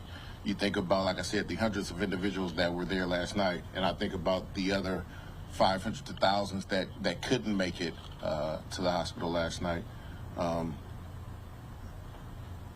The Skyline, Laney, Oakland, California, Hawaii, West Coast, San Diego family is mourning this morning or this afternoon or over the last couple of days at the loss of such an absolutely incredible human being. And I say that, I can say that, an absolutely incredible human being. And our hearts are aching. I know that in the coming days, there will be opportunities to have conversation with some of the former players from Skyline and from Laney. I know that Coach has kept in touch with so many. Some people always ask, how did he talk to and leave his mark on so many people with just 24 hours in a day, right? The amount of cold calls that individuals got from him in between meetings and practices and film study. But Coach was, he was special, and it's tragic that we lost him, especially in the way that we lost him. I would just ask that you all keep Coach's, all of the Skyline and Laney alums in your prayers. And I know that if Coach was here, he would end by saying, 2 claps, ready, ready. And so with that, I'll turn it over to Lieutenant Beltran. Sir, can we just get your name, your spelling of your name? My name is Frederick, F-R-E-D-E-R-I-C-K. Chavies, S-H-A-V like Victor, I-E-S. And your title? I am the Chief of Police in the city of Piedmont. Good afternoon. My name is Gloria Beltran, and I am the commander for the homicide unit at OPD. I'm going to cover the 2 homicides, as Chief Mitchell stated, that we've had in the last week. On November 6th at 11:36 a.m., OPD officers responded to the 1100 block of 98th Avenue to investigate a report of a shooting. When they arrived, they located 2 victims suffering from gunshot wounds. Unfortunately, both victims succumbed to their injuries and were pronounced deceased on scene. The victims were identified as Marquez Jeter and Leroy Isep. Through our investigation, we learned that the two victims had been involved in a physical dispute earlier prior to the shooting. We also learned that a 3rd person was involved in the shooting. On November 13th, 27-year-old Daryl Malone was arrested for his involvement in the homicide. The case will be presented to the DA's office today for charging. The second homicide is Coach Beam's homicide that occurred yesterday. On November 13th at 11:53 a.m., OPD officers responded to Laney College, located in the 400 block of East 8th Street. When they arrived, they located Coach John Beam suffering from gunshot wounds. He was transported to a local area hospital where he was listed in critical condition. With the assistance of the community and the Alameda County Sheriff's Office, we were able to obtain photos of the suspect. On November 14th at 3:15 a.m., Alameda County Sheriff's Deputy Torres observed someone who matched the suspect description at the San Leandro BART station. The suspect was taken into custody and identified as 27-year-old Cedric Irving. OPD investigators interviewed the suspect and he provided a statement regarding the shooting. On November 14 at approximately 10 a.m., Coach Beam was pronounced deceased. Investigators are actively working the case and the case will be presented to the DA's office for charging. That we're going to turn over to Chief Beer. Good afternoon. As many of you already know, on Wednesday, November 12th, shortly before 1:30 p.m., the Oakland Police Department received reports of shots being fired at Skyline High School campus. Officers responded to the scene in approximately 2 minutes and were able to locate the victim, a 15-year-old juvenile suffering from a gunshot wound. Officers provided life-saving medical aid until paramedics arrived and the victim was transported to a local hospital for treatment. I want to commend the staff of Skyline High School and the Oakland police officers. They worked together collaboratively with open communication and were able to identify, locate, detain, and arrest 2 suspects involved in the shooting. Both were armed with firearms. It should be noted that both guns were ghost guns. Since then, the Alameda County District Attorney's Office has charged both juveniles and they remain in custody. The victim is currently recovering. He's in good spirits, and it's all of our well wishes that he has a full and complete recovery. I want to take a moment to acknowledge the strong coordination between Skyline High School staff and our officers. The prompt communication and cooperation ensured the safety for all students on campus, allowing our officers to respond swiftly and effectively. It should be noted that the Oakland police officers in all of these cases that you just heard responded in a very quick fashion and immediately began their investigations and were able to utilize technology as a tool. Without this technology, we definitely would have been challenged. The officers, with coordination with the community, outside law enforcement agencies, and the ability to actually track the suspect after he left Laney College, was a diligent effort and an amazing heavy lift to go through hundreds of hours of surveillance footage so we could track that individual. And it was additional technology besides just cameras that were used. I do want to circle back and just reiterate the dedication of the men and women of the Oakland Police Department is the reason why we were able to make arrests in all of these cases and recover several firearms and remove them from our community. It's completely unacceptable for our children and our community members to be exposed to violence like this. With that, I'll open it up for any questions. Chief, with Lundy and C, or Lieutenant, are we saying this individual is responsible for killing one or both? No. So during the course of the investigation, they have identified who actually shot.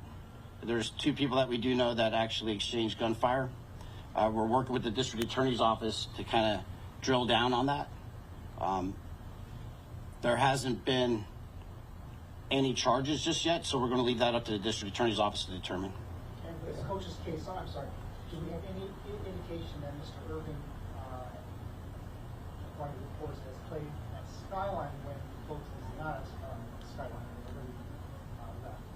I can confirm that the subject that you're talking about has played high school football in the city of Oakland, but he did not play for Coach Beam. Related to the Laney College situation, the suspect, did he know Mr. Beam? Why was he on campus?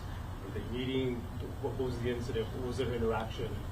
So the suspect did know Coach Beam, but I will say they did not have a relationship. Do we know why he was on campus or interacting with Coach Beam? He was on campus for a specific reason. Our understanding is that so there was no relationship between the two. So was there? We're hearing reports that Coach Beam stopped some kind of theft or something like that. So was it? Do we have happenstance that the two interacted and that there wasn't a direct confrontation between the two or relationship? So this wasn't related to a robbery, if that's what you're asking. This was a very targeted incident. And I will say that Coach Beam, although they did not have a close relationship, was open to helping everybody in our community. And this is not uncommon for him to have a relationship with someone that he would think needs help. In this case, I can just tell you that the individual that was arrested went specifically to the campus for a specific reason. Helena, do we know if he is a prior? Helena? Do you know how long he had been on campus? Was he stalking Coach Beam? I mean, from the video, from what you were able to see in your investigation, how long was he there before the shooting took place? So unfortunately, I'm not going to go into the specific details of the timeline of when he got to campus. I will tell you that he has been known to loiter on and around the campus.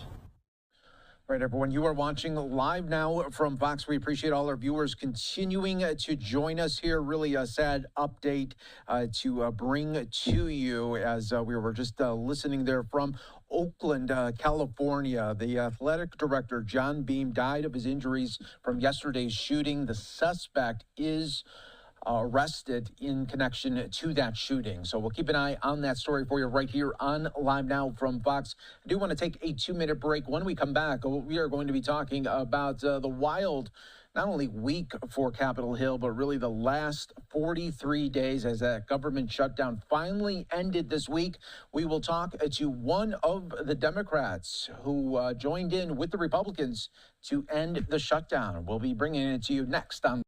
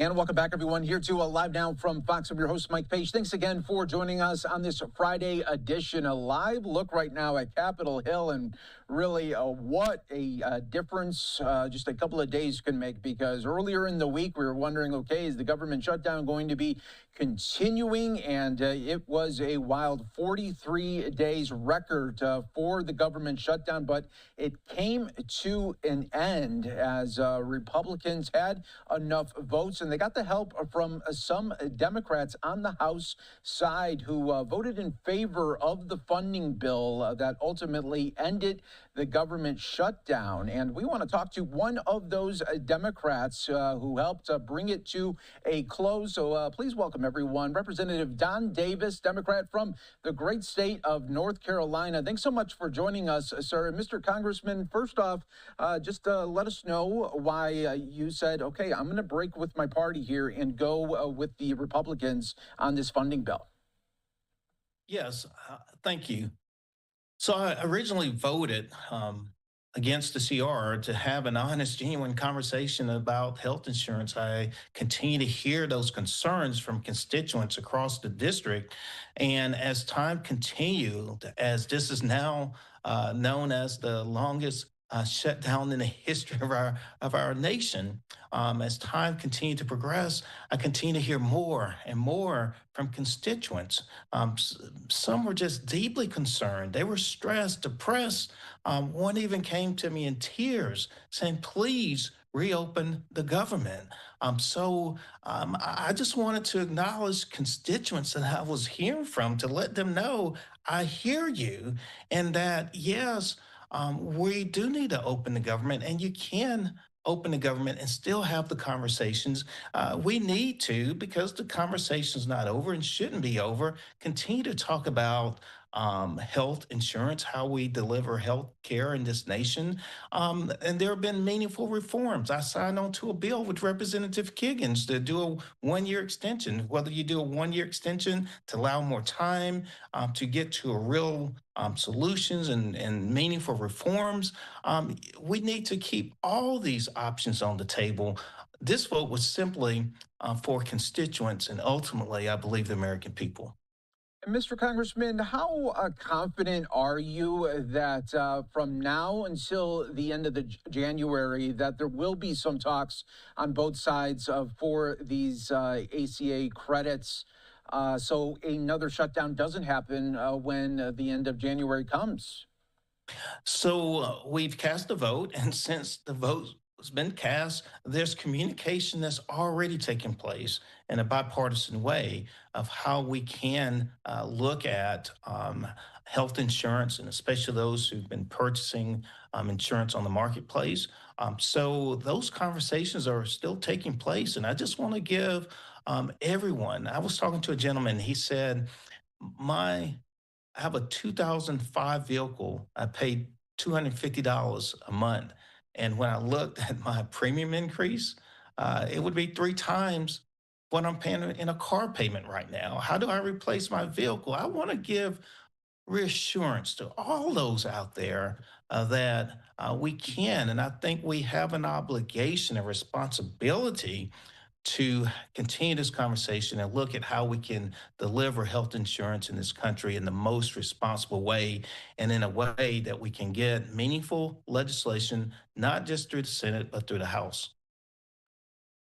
And Representative Davis, what do you make of the notion that some may say, okay, if the Democrats wanted to dig in, why didn't they just dig in and get something out of this more substantial rather than they had the CR, you had the CR where you could have not even had the shutdown and maybe negotiated still now in those same ways. Why go through these 43 days, have the shutdown impact so many, and then now say, okay, now we're going to be able to talk? Well, if I had it my way, we would not go through the 40 days of this shutdown. I would have loved to have the conversation before the government originally shut down. But obviously, I would have loved to have seen us have meaningful conversations sooner. And then we began to talk over each other a little bit. Some saying, hey, we really are interested in health insurance, ACA tax credits. Others say we'll have those conversations after the government's reopened. I mean, people are looking at all this, by the way, and saying this is the problem I have with DC. Is broken. I mean, members of Congress need to go and act like adults. You're acting like kids.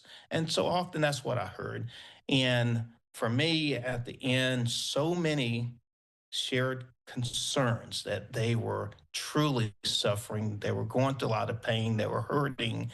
And for me, especially going into the holidays, I felt that it was time that we had to ease some of that pain. And especially having worn a uniform, served our country in the Air Force as a veteran, military families I've heard from, spouses, heard from veterans.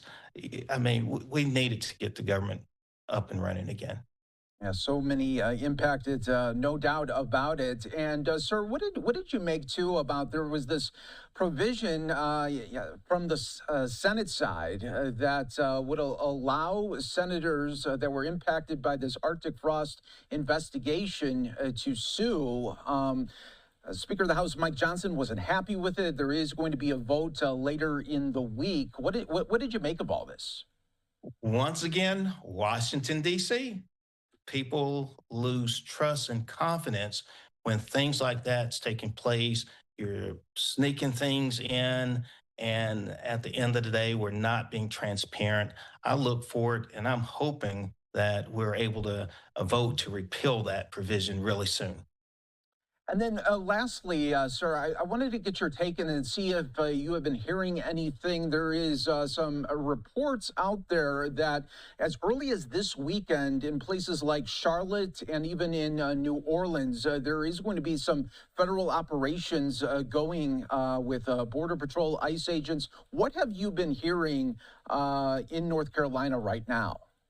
Yeah, what I would say is I was raised to always be respectful to law enforcement, and I believe that would be my call to continue to urge everyone to cooperate, to be respectful. At the same time, I would ask for ICE to make sure that we're being respectful and carrying out operations. But ultimately, I represent 22 very rural communities.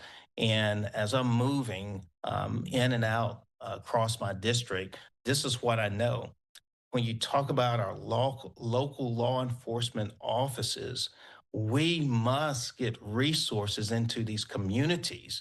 You have some of the smaller departments out there are having to make critical decisions. How do they continue their operations? And we've been engaged in this space and this work, trying to help stand up and keep our law enforcement departments together. They need resources, and coupled with good training, we can actually strengthen law enforcement, which strengthens safety in our communities and our neighborhoods and protect our businesses. Why do you think it's not seen the way that you mentioned it? Why isn't it seen like that in many communities when ICE comes in? It seems like it's more of a negative impact when, at the end of the day, it seems like many would argue that they're going to try to prevent criminals from being in those areas that shouldn't be. I can't speak for everyone across this country, but what I can speak for is making sure that we are providing safe communities. And especially for me, my greatest charge is ensuring public safety, being tough on crime, and especially in these rural areas. I just want to see resources, and I would love to have more conversations about how we are bringing resources in our law enforcement communities in rural America in particular. And I don't believe there's enough of these conversations that are taking place. And I believe the people in rural America deserves just just the same safety that others receive in other places. And there you go. Representative Davis, thanks so much for joining us on Live Now from Fox. Really a pivotal week on Capitol Hill today, this week. So we appreciate your time, and thanks again for joining us on Live Now. Thank you. You take care. All right, everyone. We will take a 2-minute break on Live Now from Fox. We'll be back with some other top stories and headlines.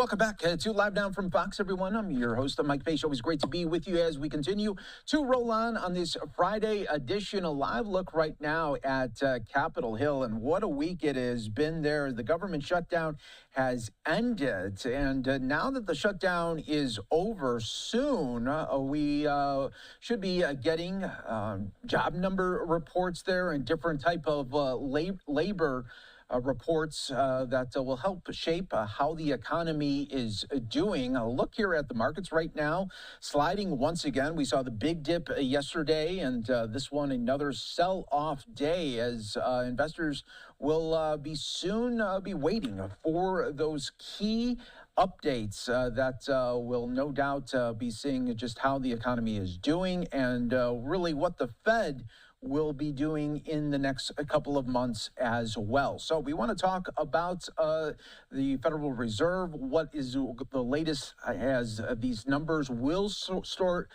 to trickle in. So let's bring in right now from Barron's, Nicole Goodkind. Great to have you on, Nicole, once again. And yeah, I think that's what investors want to see is some hard numbers that no doubt see how that shapes the Fed. Yeah, absolutely. It's been a month and a half of no data, and I think both, Wall Street and the Federal Reserve are flying partially blind. Of course, there's been a lot of private data that's helped supplement, what we usually see, and I think that if you were to ask a Federal Reserve official, they would say on the record, they might say something else off the record, that they do feel as though they have their pulse on the economy and know what's going on right now. But starting next week, we're going to get a flood of data. So we're officially going to get jobs numbers next week. And then we can expect to see, I think, some inflation data coming after that. And it's really going to be catch up. We're going to see policymakers have to contend with multiple months of data.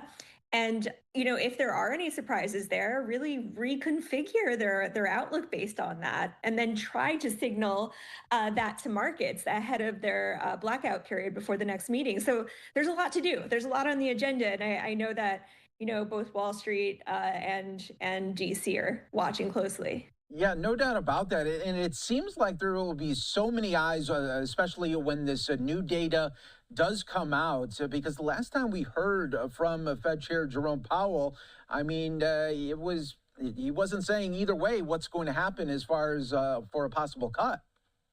Yeah, I mean, I think he was very cautious, and he specifically said that, when we're driving in the fog, we slow down, which I think actually is an indication. Fed officials, particularly Chair Powell, don't like to say things overtly. They speak in code. And so even the subtlest remark means a lot. And this time he was actually quite forceful in saying, don't expect a rate cut come December. And so I do think that what we last heard from him was that he was feeling rather hawkish. Meaning that he wasn't planning to ease policy based on what he was seeing, or he didn't think that, market expectations were maybe too high, is what he thought. So since then, we've seen a lot of Fed officials kind of back him up there. And so we'll see what happens. The data may change things, but right now it seems like based on what they're seeing, they think that inflation is a little bit more of a pressing issue than the other side of their dual mandate, which is employment. So this data is really going to change things, or potentially could change things, and we may see the Fed shift gears right now. But right now, if you look at what markets or investors are thinking, and if you listen to what Fed officials are saying, it does seem like they're slightly tilted more in the direction of pausing come December. And for the government shutdown, does this give Fed Chair Jerome Powell and other members of the Fed a way to look at maybe put some blame if they don't decide to do some cuts on the actual shutdown? I think that they have absolutely said that the lack of data from the shutdown has led them to be more cautious and to perhaps pause until they get more data. When you don't know what to do, when you're careening down a road in the fog, it's probably better to pull over to the side of the road than to continue going. That's what they've been broadcasting. However, the shutdown is over. And so I think there's going to be a lot more data coming. And because of that, they won't really be able to use that fog metaphor for much longer. If the data does show that things are vastly different than what we've been seeing in private data that's been available, which I personally don't think it will, but anything is possible, then certainly they could say, look, the shutdown made us err on policy and we need to correct it now. But I think that's probably a bit of a long shot. As far as how the shutdown has affected the economy and jobs and how that might change what the Fed is doing, they've really minimized that. They've said it really isn't going to make much of a difference in the long run and that the economy should recover. So they're not really, putting that into their policy decisions right now. Yeah, and all eyes are going to be on November 20th, coming up next week, later in the week, as the Bureau of Labor going to be releasing those September jobs reports. What are you going to be looking at the most from that report, and see the reaction from the Fed as well? So what the Fed and what Jerome Powell in particular has been focusing on is that top line unemployment number, which really hasn't budged. Certainly job seekers and people in this environment are feeling as though there's a weakening labor force, and I don't think they're wrong. But there's a lot of elements going on to make it actually seem as though unemployment is staying the same. So demand for the labor is weakening, but so is supply. As President Trump's immigration policy takes effect, there are less workers available. So things are actually evening out, and the labor market seems okay. So that top line market number might not move as much as we think, but that doesn't mean there's not underlying weakness. I'll really be looking at wage growth. I think that's going to tell us a lot more. If we see that wages aren't growing or even diminishing, that's a pretty bad sign for what's going on with the economy, and just kind of taking a look under the hood and seeing what's actually happening there. Yeah, so much is going to be revealed in the coming week. And Nicole, we know you'll be definitely tracking all of the very latest right here on Live Down from Fox. Always great to have you on, Nicole. Great to see you. Have a great weekend. Yes, you too. Take care. All right, everyone. Now, we will stay right here with a live look in Texas. We do have some remarks being made by Governor Greg Abbott. Let's listen in right now on Live Down from Fox. Global data centers, so thank you so much for having me. I have to say that I am particularly excited about today and to share in this announcement because it's in my home state of Texas. Woo!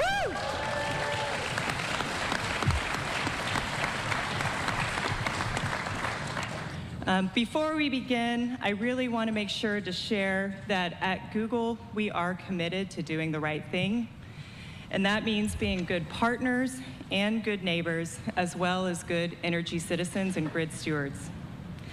I can tell you that in my 10 years at this company, I have seen firsthand the positive impact that investments like the one we're going to announce here today create for communities like Midlothian. These are the places where the internet lives. It is the physical home of the internet, our data centers. Before I get started, I also want to specifically thank Governor Abbott.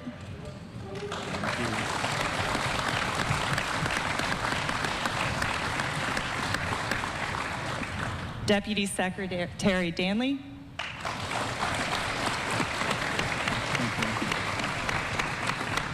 Congressman Elsie,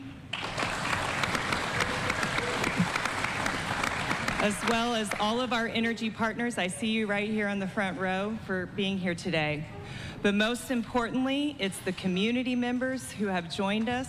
Your support and collaboration are essential to making these types of investments possible. Yes.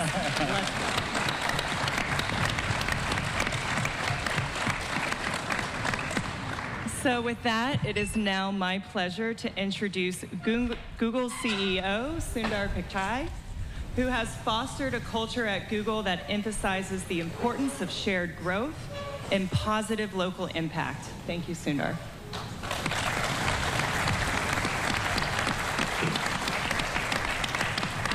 Good afternoon, everyone.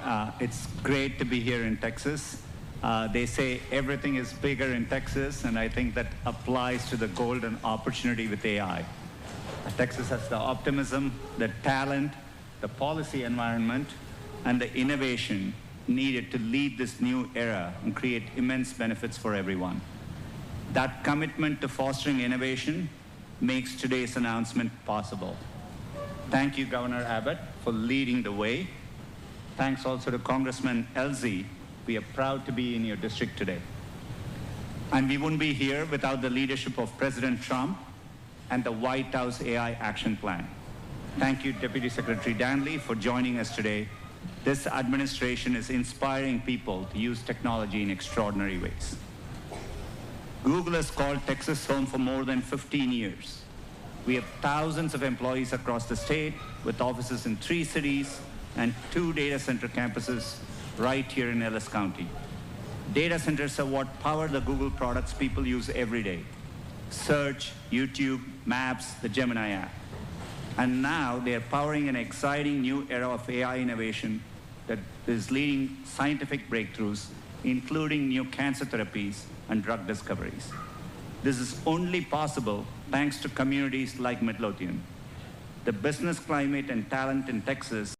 Actions can occur. These are not all of the possible side effects. Call your doctor right away if you experience any side effects.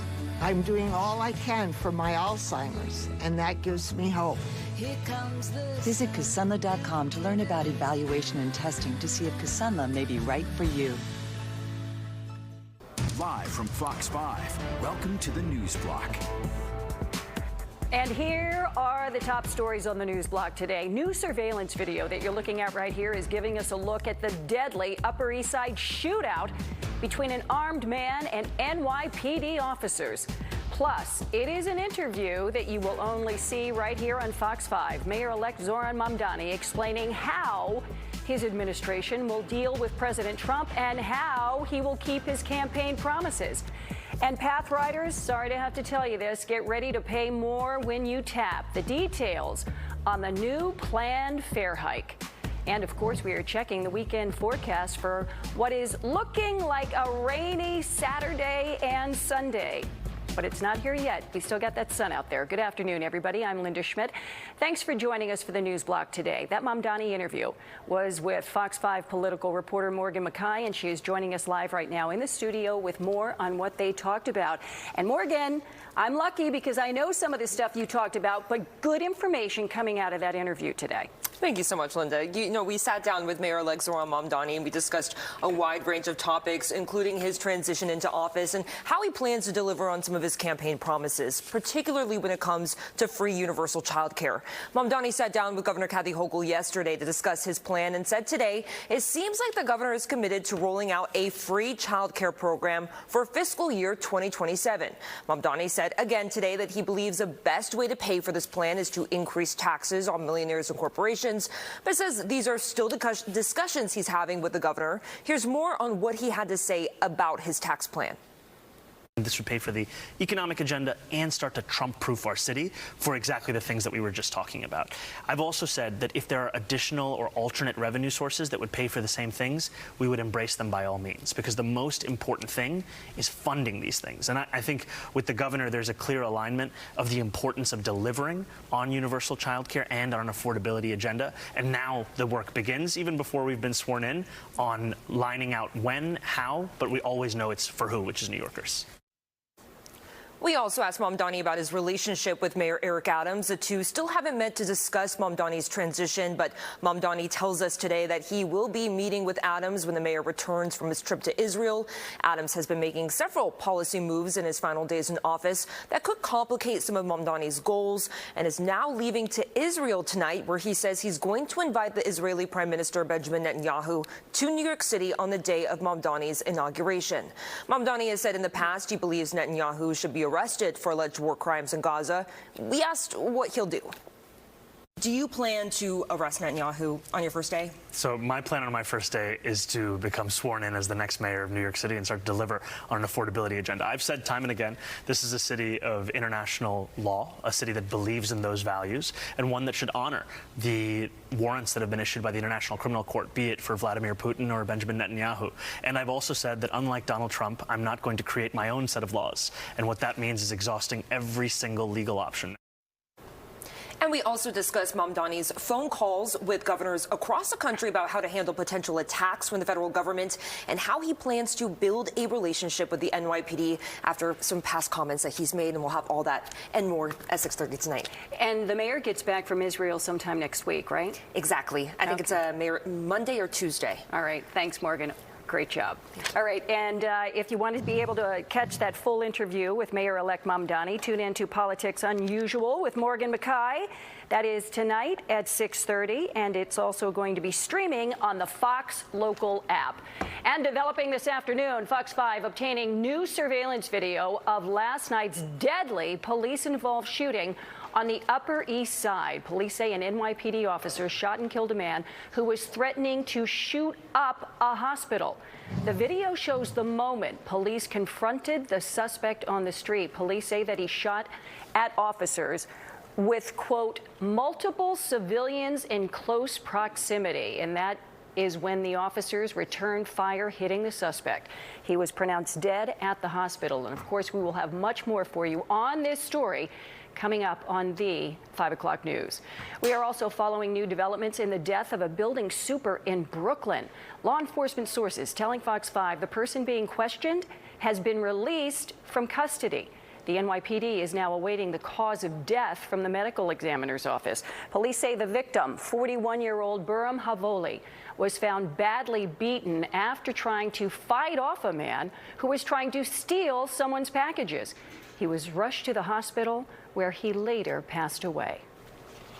All right, we're going to turn to the weather right now, and Liv Johnson is joining us with a look at the forecast. And Liv, I know it's partly sunny out there, and so not too bad of a day, but we got that rain moving in this weekend, right? Yes, just for a little bit of your weekend, okay? I don't want to scare anyone for making your weekend plans just Saturday into Sunday, but yes, we will have a quick shower roll through the area. Right now, pretty mild still, 50 degrees in New York, a little warmer for Newark, it's 53, down the shore 51. We're in the upper 40s for the Hudson Valley. Monticello is just at 41 right now, Hartford at 45, same thing for East Hampton, but most of Long Island's in the upper 40s or low 50s. Very consistent with what we saw yesterday. I said yesterday it would basically be a repeat Thursday, and that's exactly what's happened, except we have seen those winds kind of back off a bit. So right now, consistent winds being 16 miles per hour in New York. That's still pretty breezy, but not as bad as what we were experiencing yesterday, especially when we factor in wind gusts. Yesterday at this time, we were getting gusts 30 to 35 miles per hour. Today, we've still had wind gusts,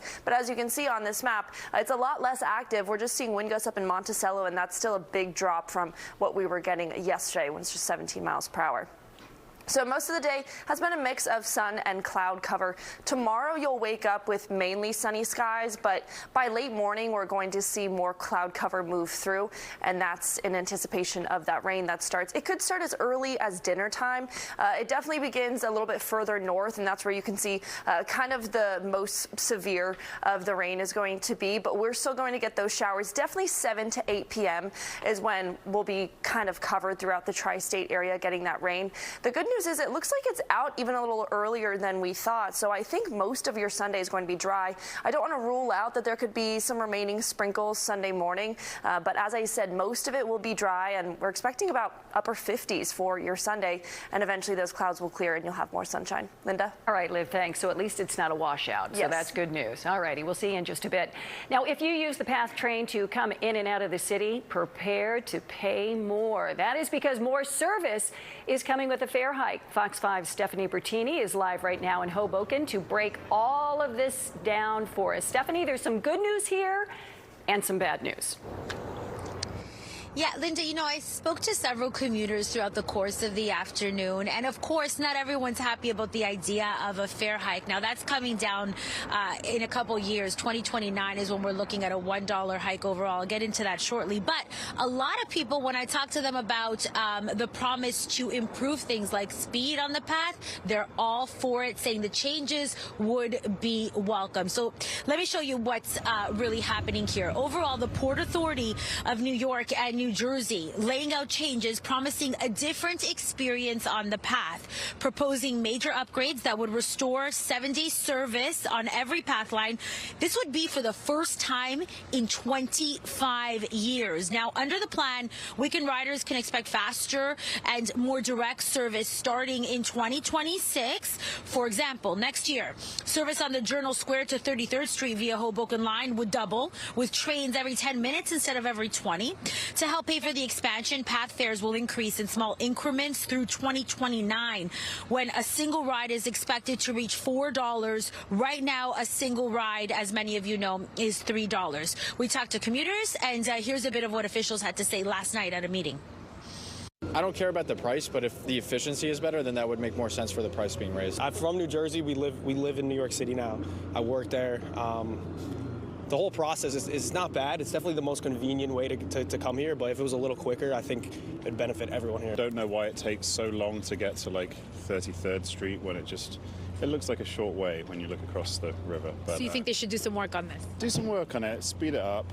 So in order to fund these improvements, the 2026-2035 capital plan proposes raising fares. PATH is unique among major transit agencies in that we do not receive local, state, or federal funding to support our operations. And as a result, PATH fares only cover about 25% of the actual costs of each ride, with the Port Authority subsidizing the remainder of the ride. So you heard the breakdown of the money there a bit. Now, this is all tied to the Path Forward Rehabilitation Program, a multi-million-dollar project, Linda, as you know, designed to upgrade things on the path. Back to you inside. All right, Stephanie, thanks so much. Well, elected officials, advocates, and parents gathered in West Orange, New Jersey this morning to call for new school bus safety legislation. The proposed bill would authorize the use of automated stop-arm cameras on the school buses to prevent motorists from illegally passing the buses.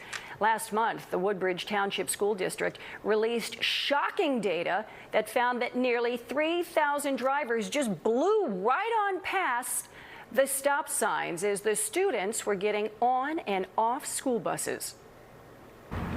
This bill is about prevention, about protecting children before tragedy strikes. We have the data, the model, and the technology. What we lack is time. Every day we delay, we risk another child's life. It's time to act now. Now, currently, there are 32 states that have passed laws allowing school bus stop-arm cameras, including neighboring states to New York, Connecticut, Delaware, Maryland, and Pennsylvania. Well, coming up, a New Jersey hospital that has been open for well over a century is now closing its doors. Coming up, why officials say Jersey City's Heights University Hospital can no longer sustain its operations.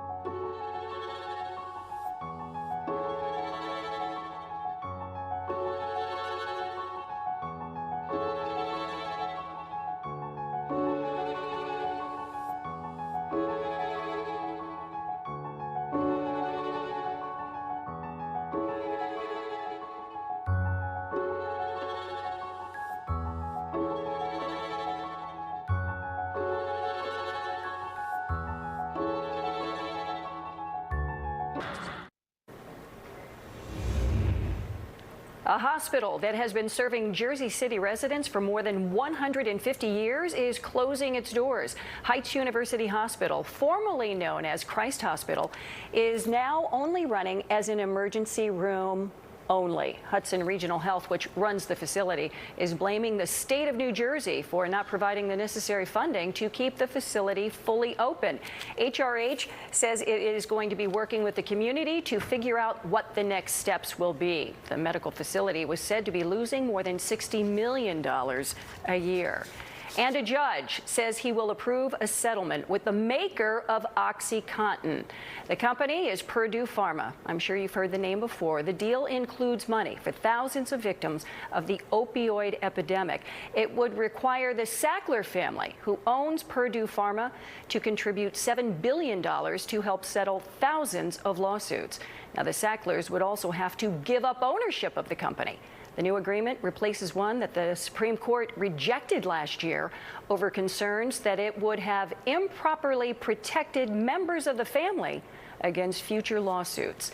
And a new report shows a lot of Americans are experiencing financial struggles. An analysis by Bank of America found about 1 out of 4 American households is living paycheck to paycheck.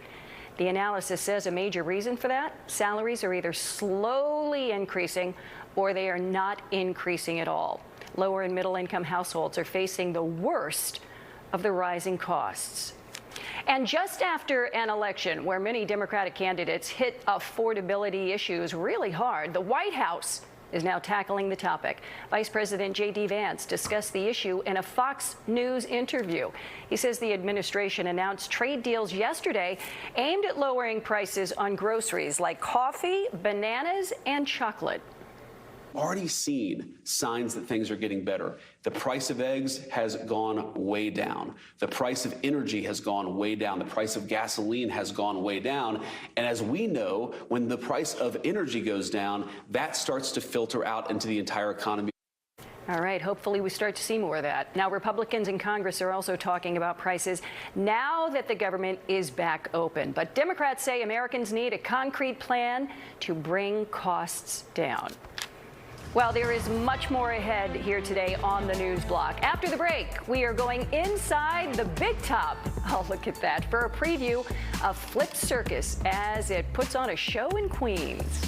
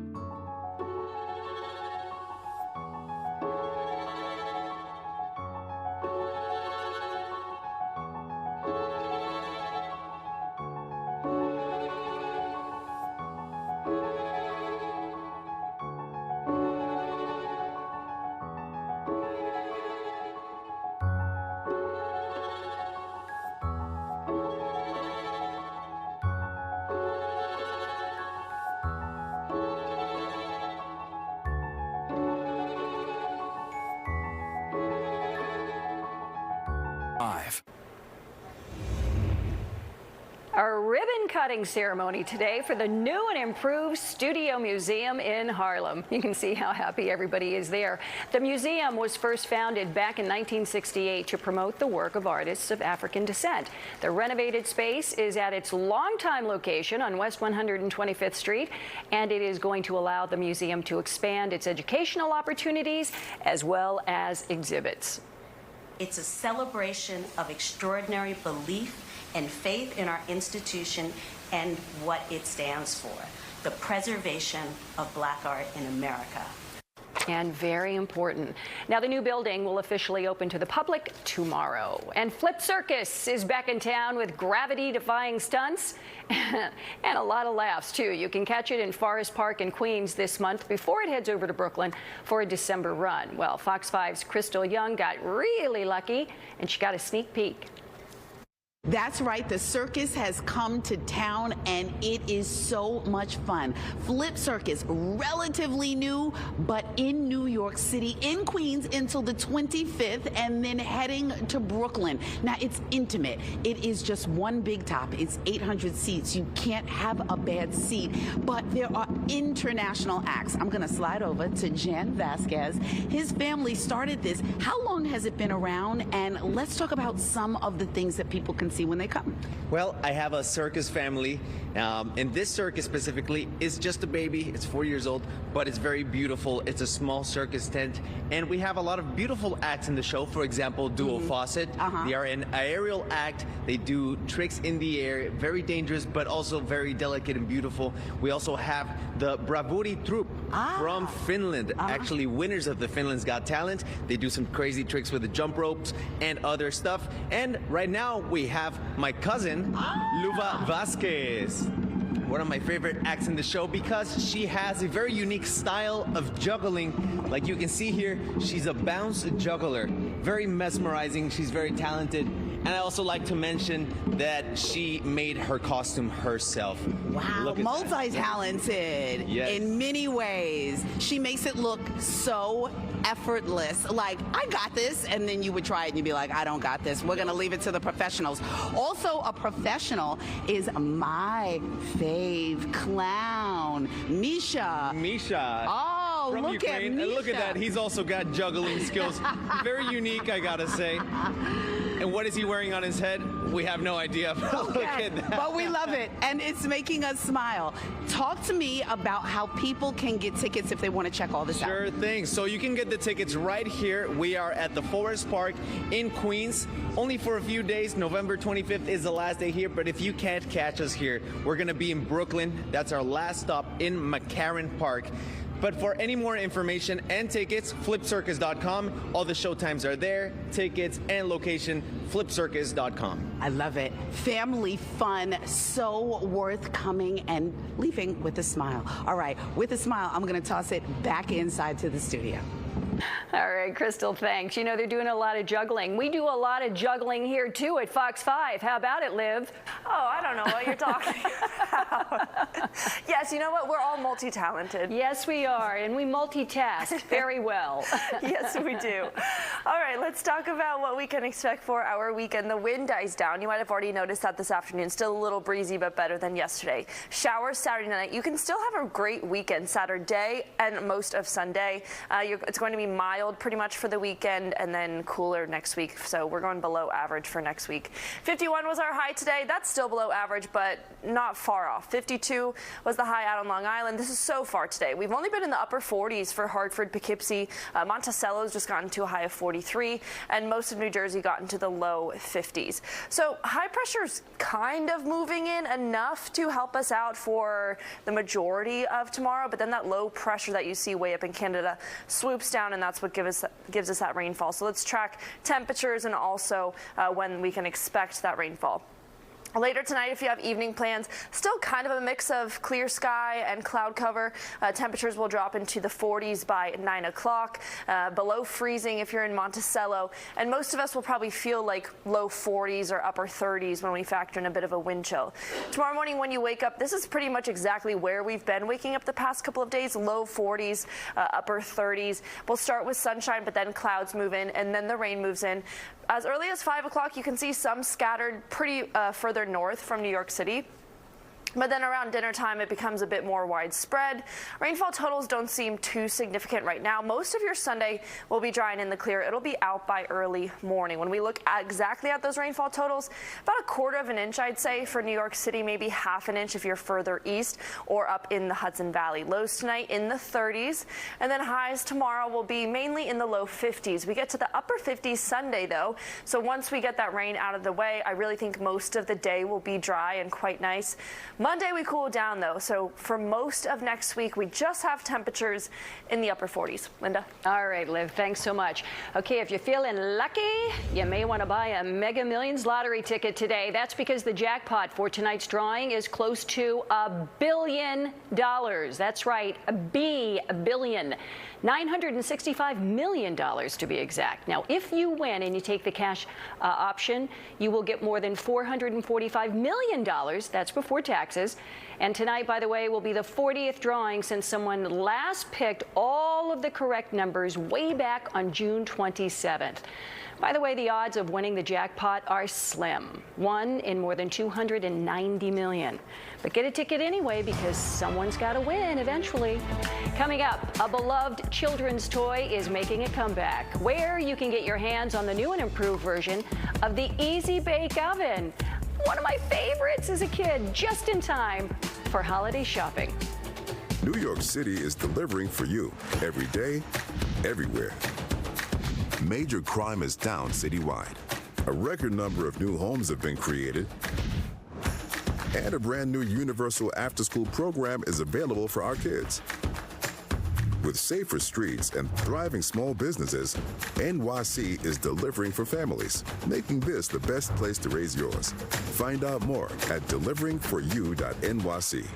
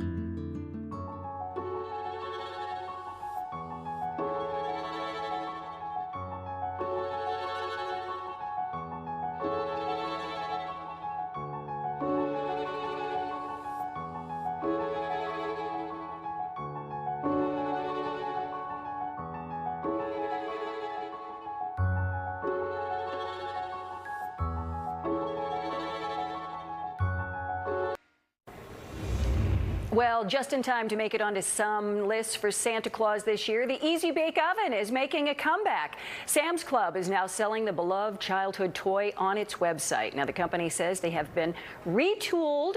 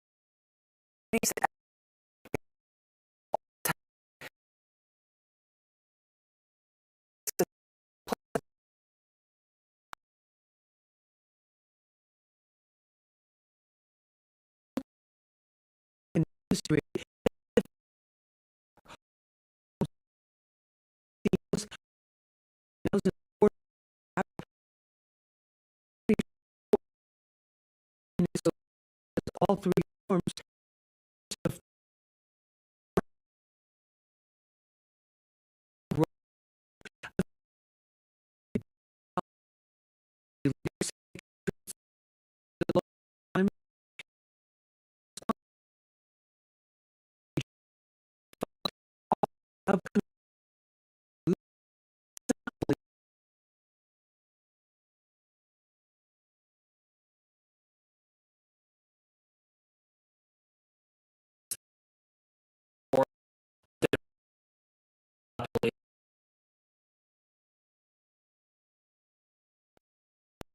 accept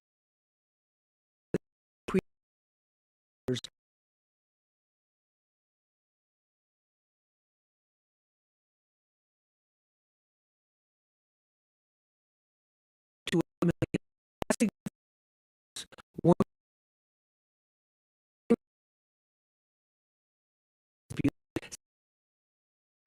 their home.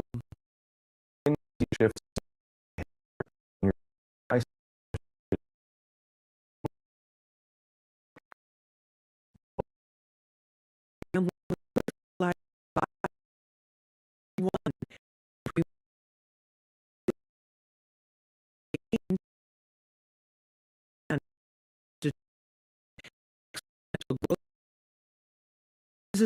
Popular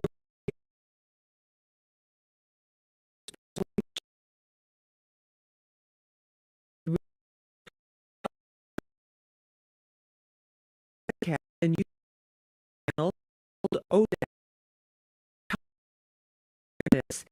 Here's how it's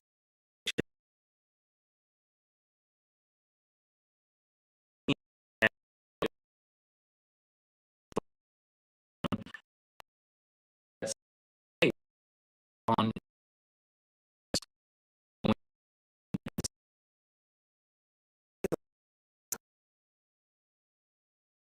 right now.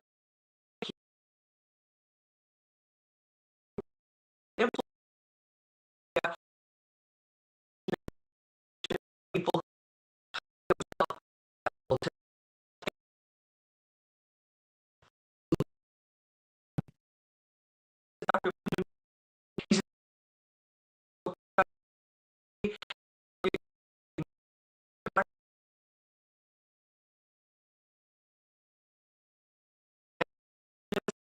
journalism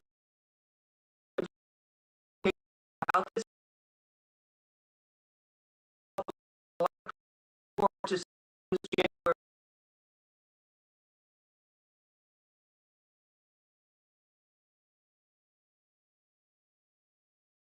overall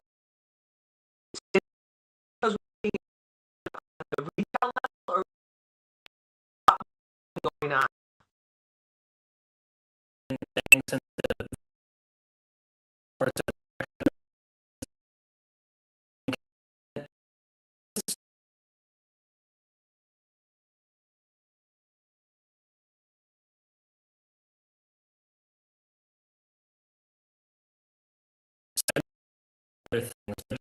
the sport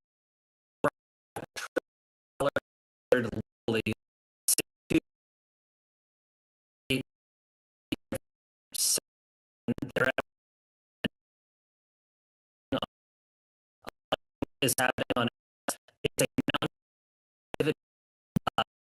dangers with it.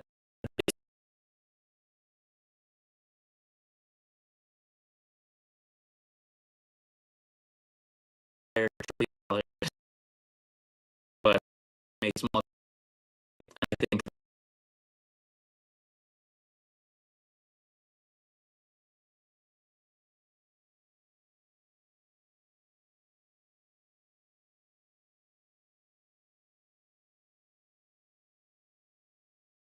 let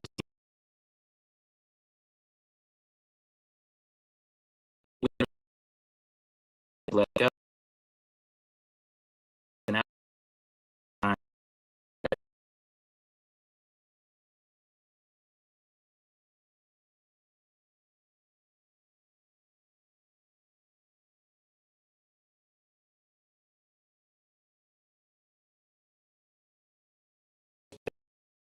What was your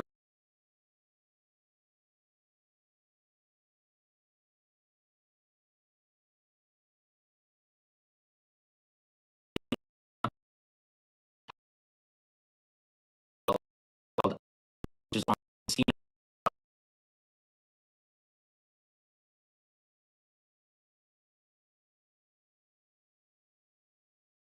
So the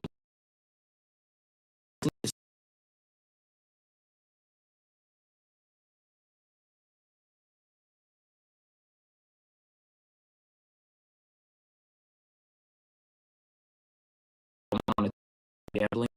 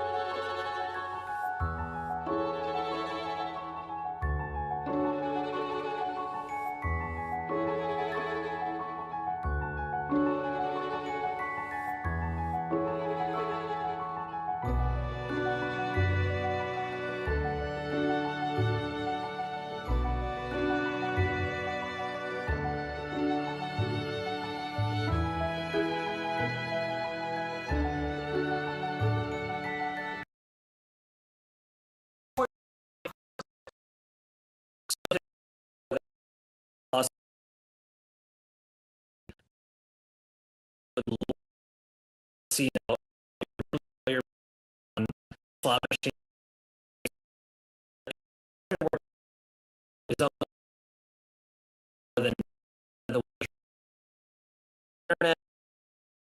I don't think a lot of us who are professional games.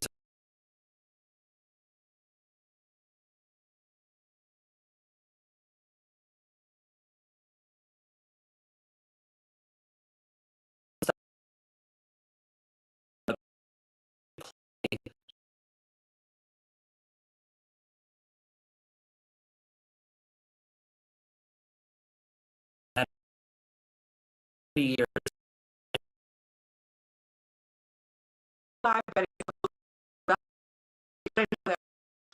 Literally, game on your couch. And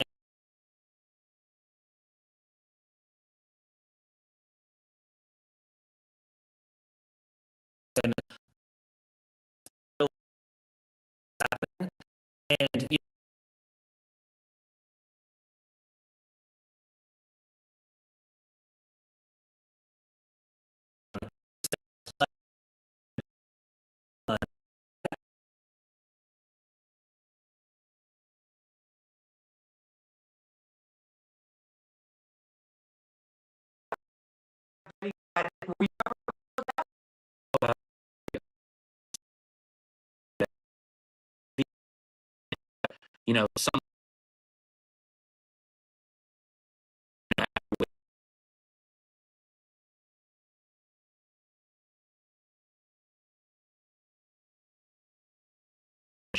people I gambled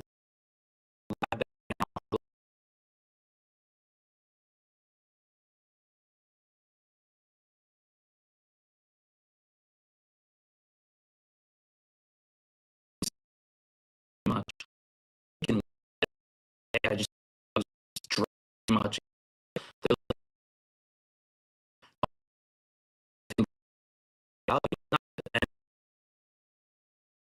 The general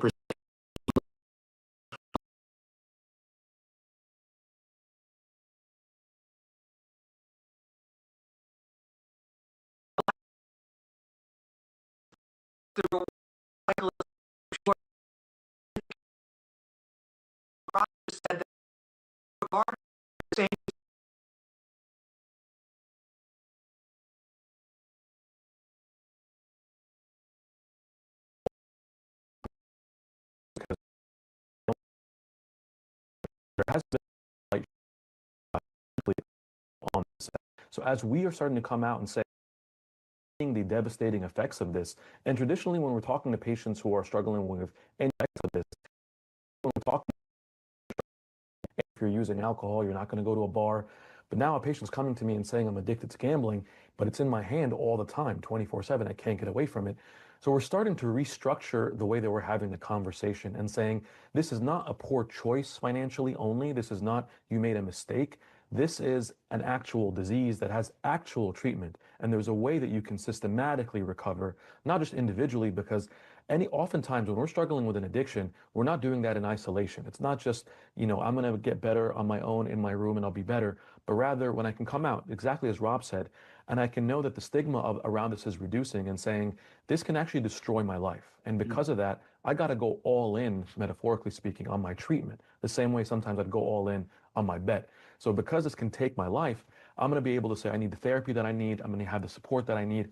And the scientific community now is coming around those who are struggling with gambling much more effectively than we did 10 years ago. Thank you for that, Dr. Mina, because one thing that I always say in my content is like, I want to prove that gambling addiction is real, which is so absurd that I have to say it because, as you mentioned, it's in the DSM-5, it's the medical community accepts it as a real disorder. But the number one comment that I'll get on social media posts is basically, hey man, why didn't you just stop? And I just can't imagine going into a bar and seeing the guy that's been there for 2 weeks in a row and he's having his 7th whiskey of the day and going and saying, man, just stop. Like they would say, this guy needs help. This guy has a problem. But when it comes to gambling, we're just seen as degenerate. We're seen as people making mistakes. And I think it has a lot to do with the marketing, Lisa.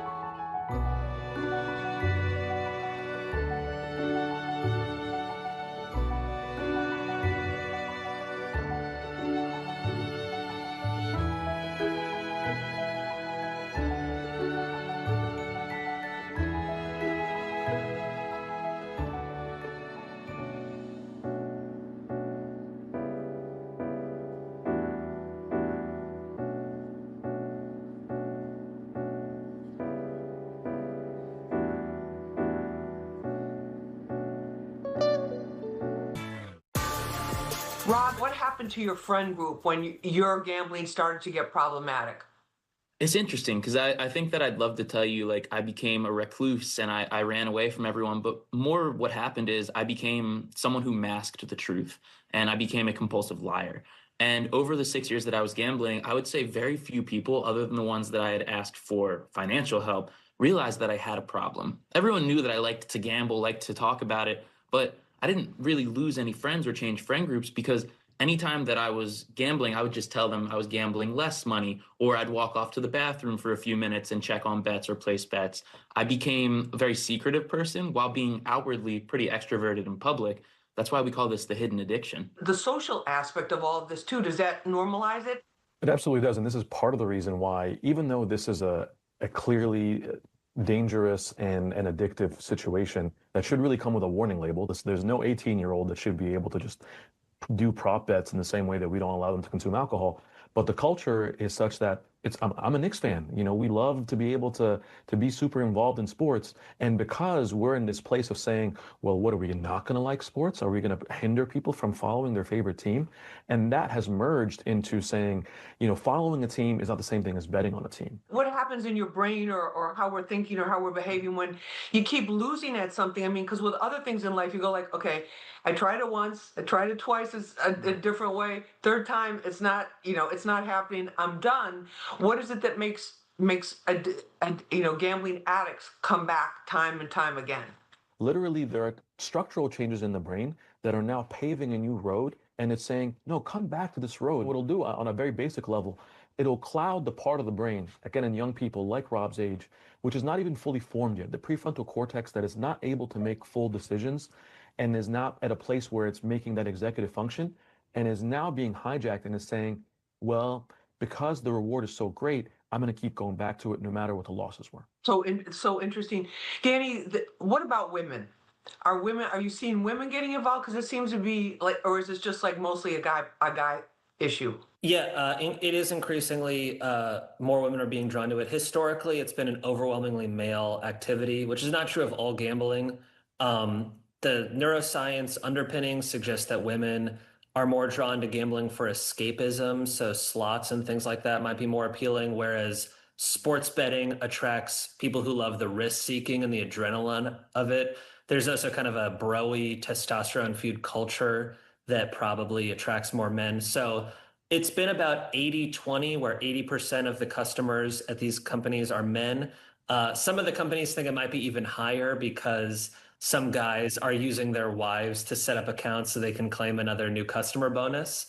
But one of the big storylines in the past couple of years is that as the WNBA has gotten so much popular, so many incredible players entering the league, so much more visibility on national TV, these gambling companies have very aggressively upped their advertising, trying to bring in more women who might be WNBA fans.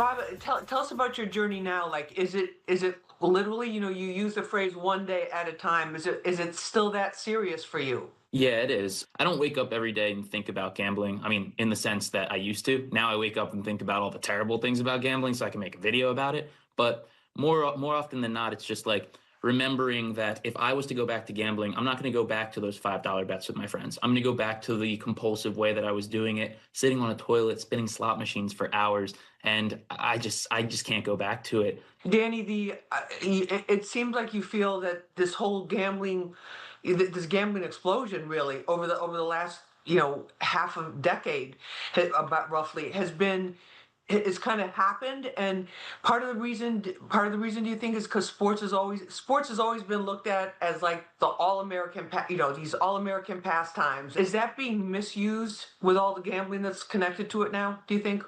Unquestionably, like as Rob and Dr. Mearholm have touched on, the arrogance of sports fans to think I can outsmart the odds makers. I know my favorite team or my favorite league better than some guy in Las Vegas setting the lines. I can win doing this. That is so fundamental to why this is so seductive and so dangerous. And once you get into the science of how they come up with odds and how they skew the odds to give the house an advantage, there is an overwhelming chance you are going to lose money. Something like 1% of gamblers maybe come out ahead in the long term.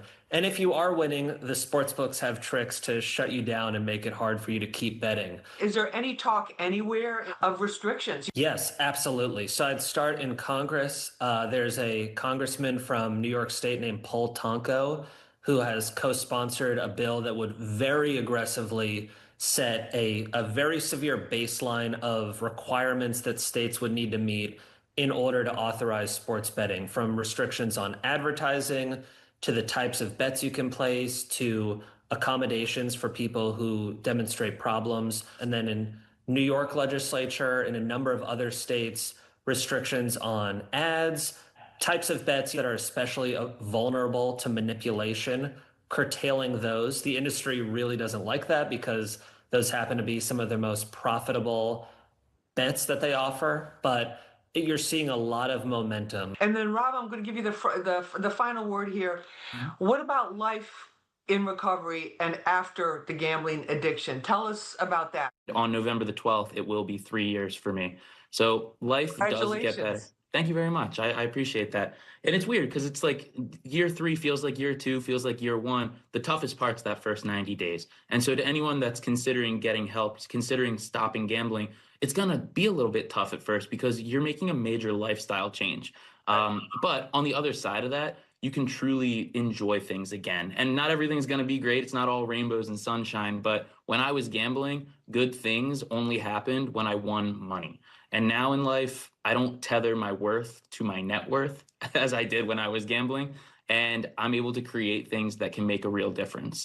Thanks for joining us for this episode of Street Soldiers on Gambling Culture Today. You can watch it again and share it on our Fox 5 NY YouTube page and the free Fox Local app. Remember, use your mind. It's your best weapon. I'm Lisa Evers. Let's push for peace, love, and justice for all.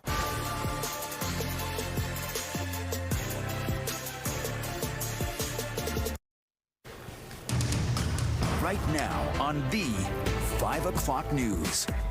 Our top stories at 5. New video showing bullets flying on the Upper East Side during an exchange of gunfire between an armed man and police. And the weekend is almost here. It's going to be a chilly start, then rain. But will it be a total washout? Liv standing by with the answer. All right, and one-on-one with Mayor-elect Zohran Mamdani. He talks to Fox 5 about everything from how his administration will deal with President Trump to how he maintains he will keep his campaign promises. Good evening. Thanks for being with us. I'm Steve Lacey. And I'm Natasha Verma. Welcome to the 5 o'clock news. We're going to start with that sit down with the mayor-elect. All right, Morgan McKay here now with more on what he had to say. Morgan. Hey, Steve and Natasha. So we sat down with Mayor-elect Zohran Mamdani, discussed a wide range of topics, including his transition into office and how he plans to deliver on some of these campaign promises, particularly when it comes to free universal child care. Mamdani sat down with Governor Kathy Hochul yesterday to discuss his plan and said today that it seems like the governor governor is committed to rolling out a free child care program for fiscal year 2027. Mamdani said again today that he believes the best way to pay for this plan is to increase taxes on millionaires and corporations, but says these are still discussions he's having with the governor. Here's more on what he had to say about his tax plan. This would pay for the economic agenda and start to Trump-proof our city for exactly the things that we were just talking about.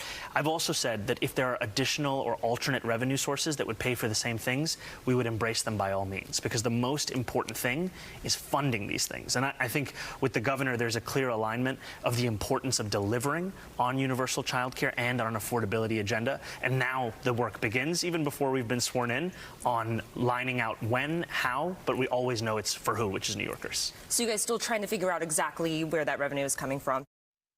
We also asked Mamdani about his relationship with Mayor Eric Adams. The two still haven't met to discuss Mamdani's transition, but Mamdani tells us today that he will be meeting with Adams when the mayor returns from his trip to Israel.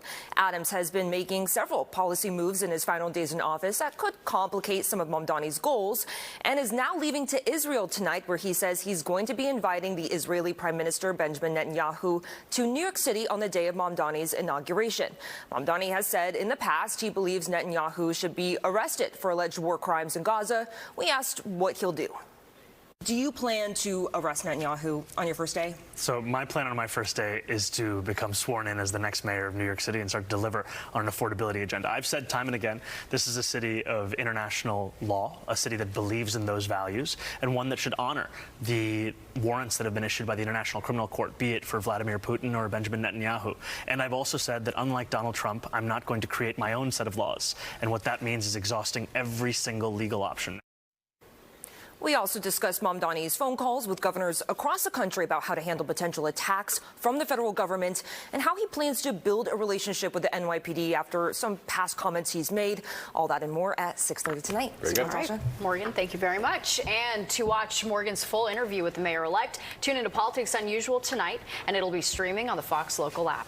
All right, now to Fox 5 weather alert. Temperatures expected to plummet overnight. In fact, it could get so cold the city's declared a code blue.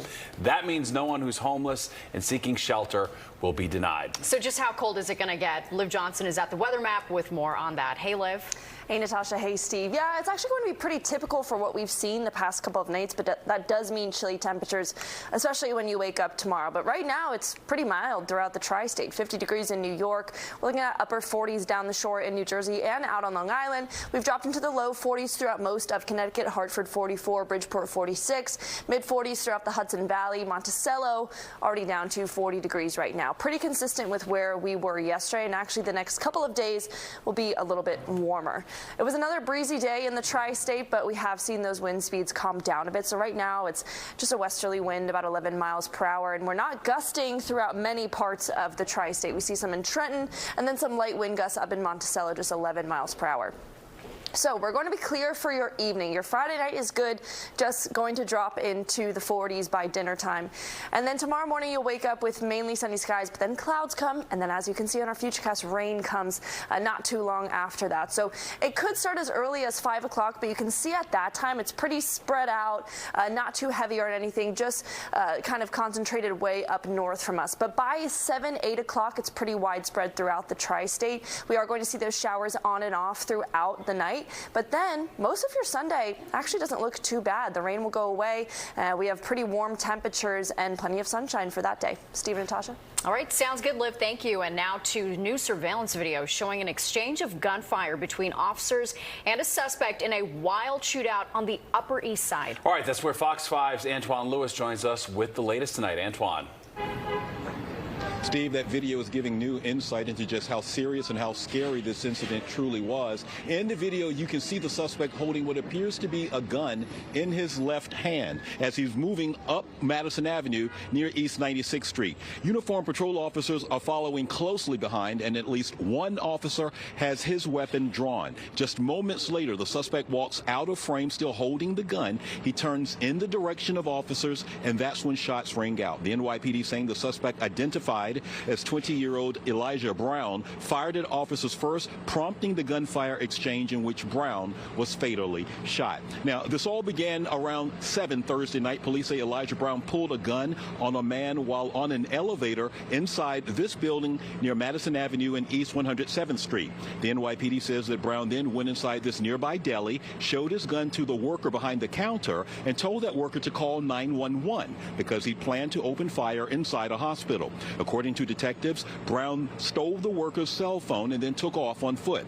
Police say that the suspect then walked in and then out of Mount Sinai Hospital, placed a gun by a tree outside, went back into the hospital a second time, and told the security officer that he had a weapon. A scuffle ensues before police say that Brown gets the gun hidden by the tree, runs southbound, where he's then approached by responding officers and eventually shot fatally. And we spoke with people who live and work in this area as news of the incident, as you might imagine, spread quickly.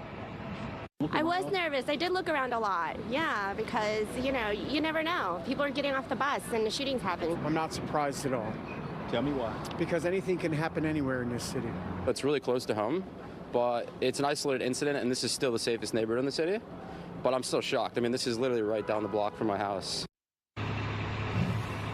And this is where he's talking about literally happening just steps from where we are. We checked in with police before we went on air, Natasha. We asked about a criminal history involving Elijah Brown. They said he had no priors and also had no previous interactions with police. A very bizarre incident last night.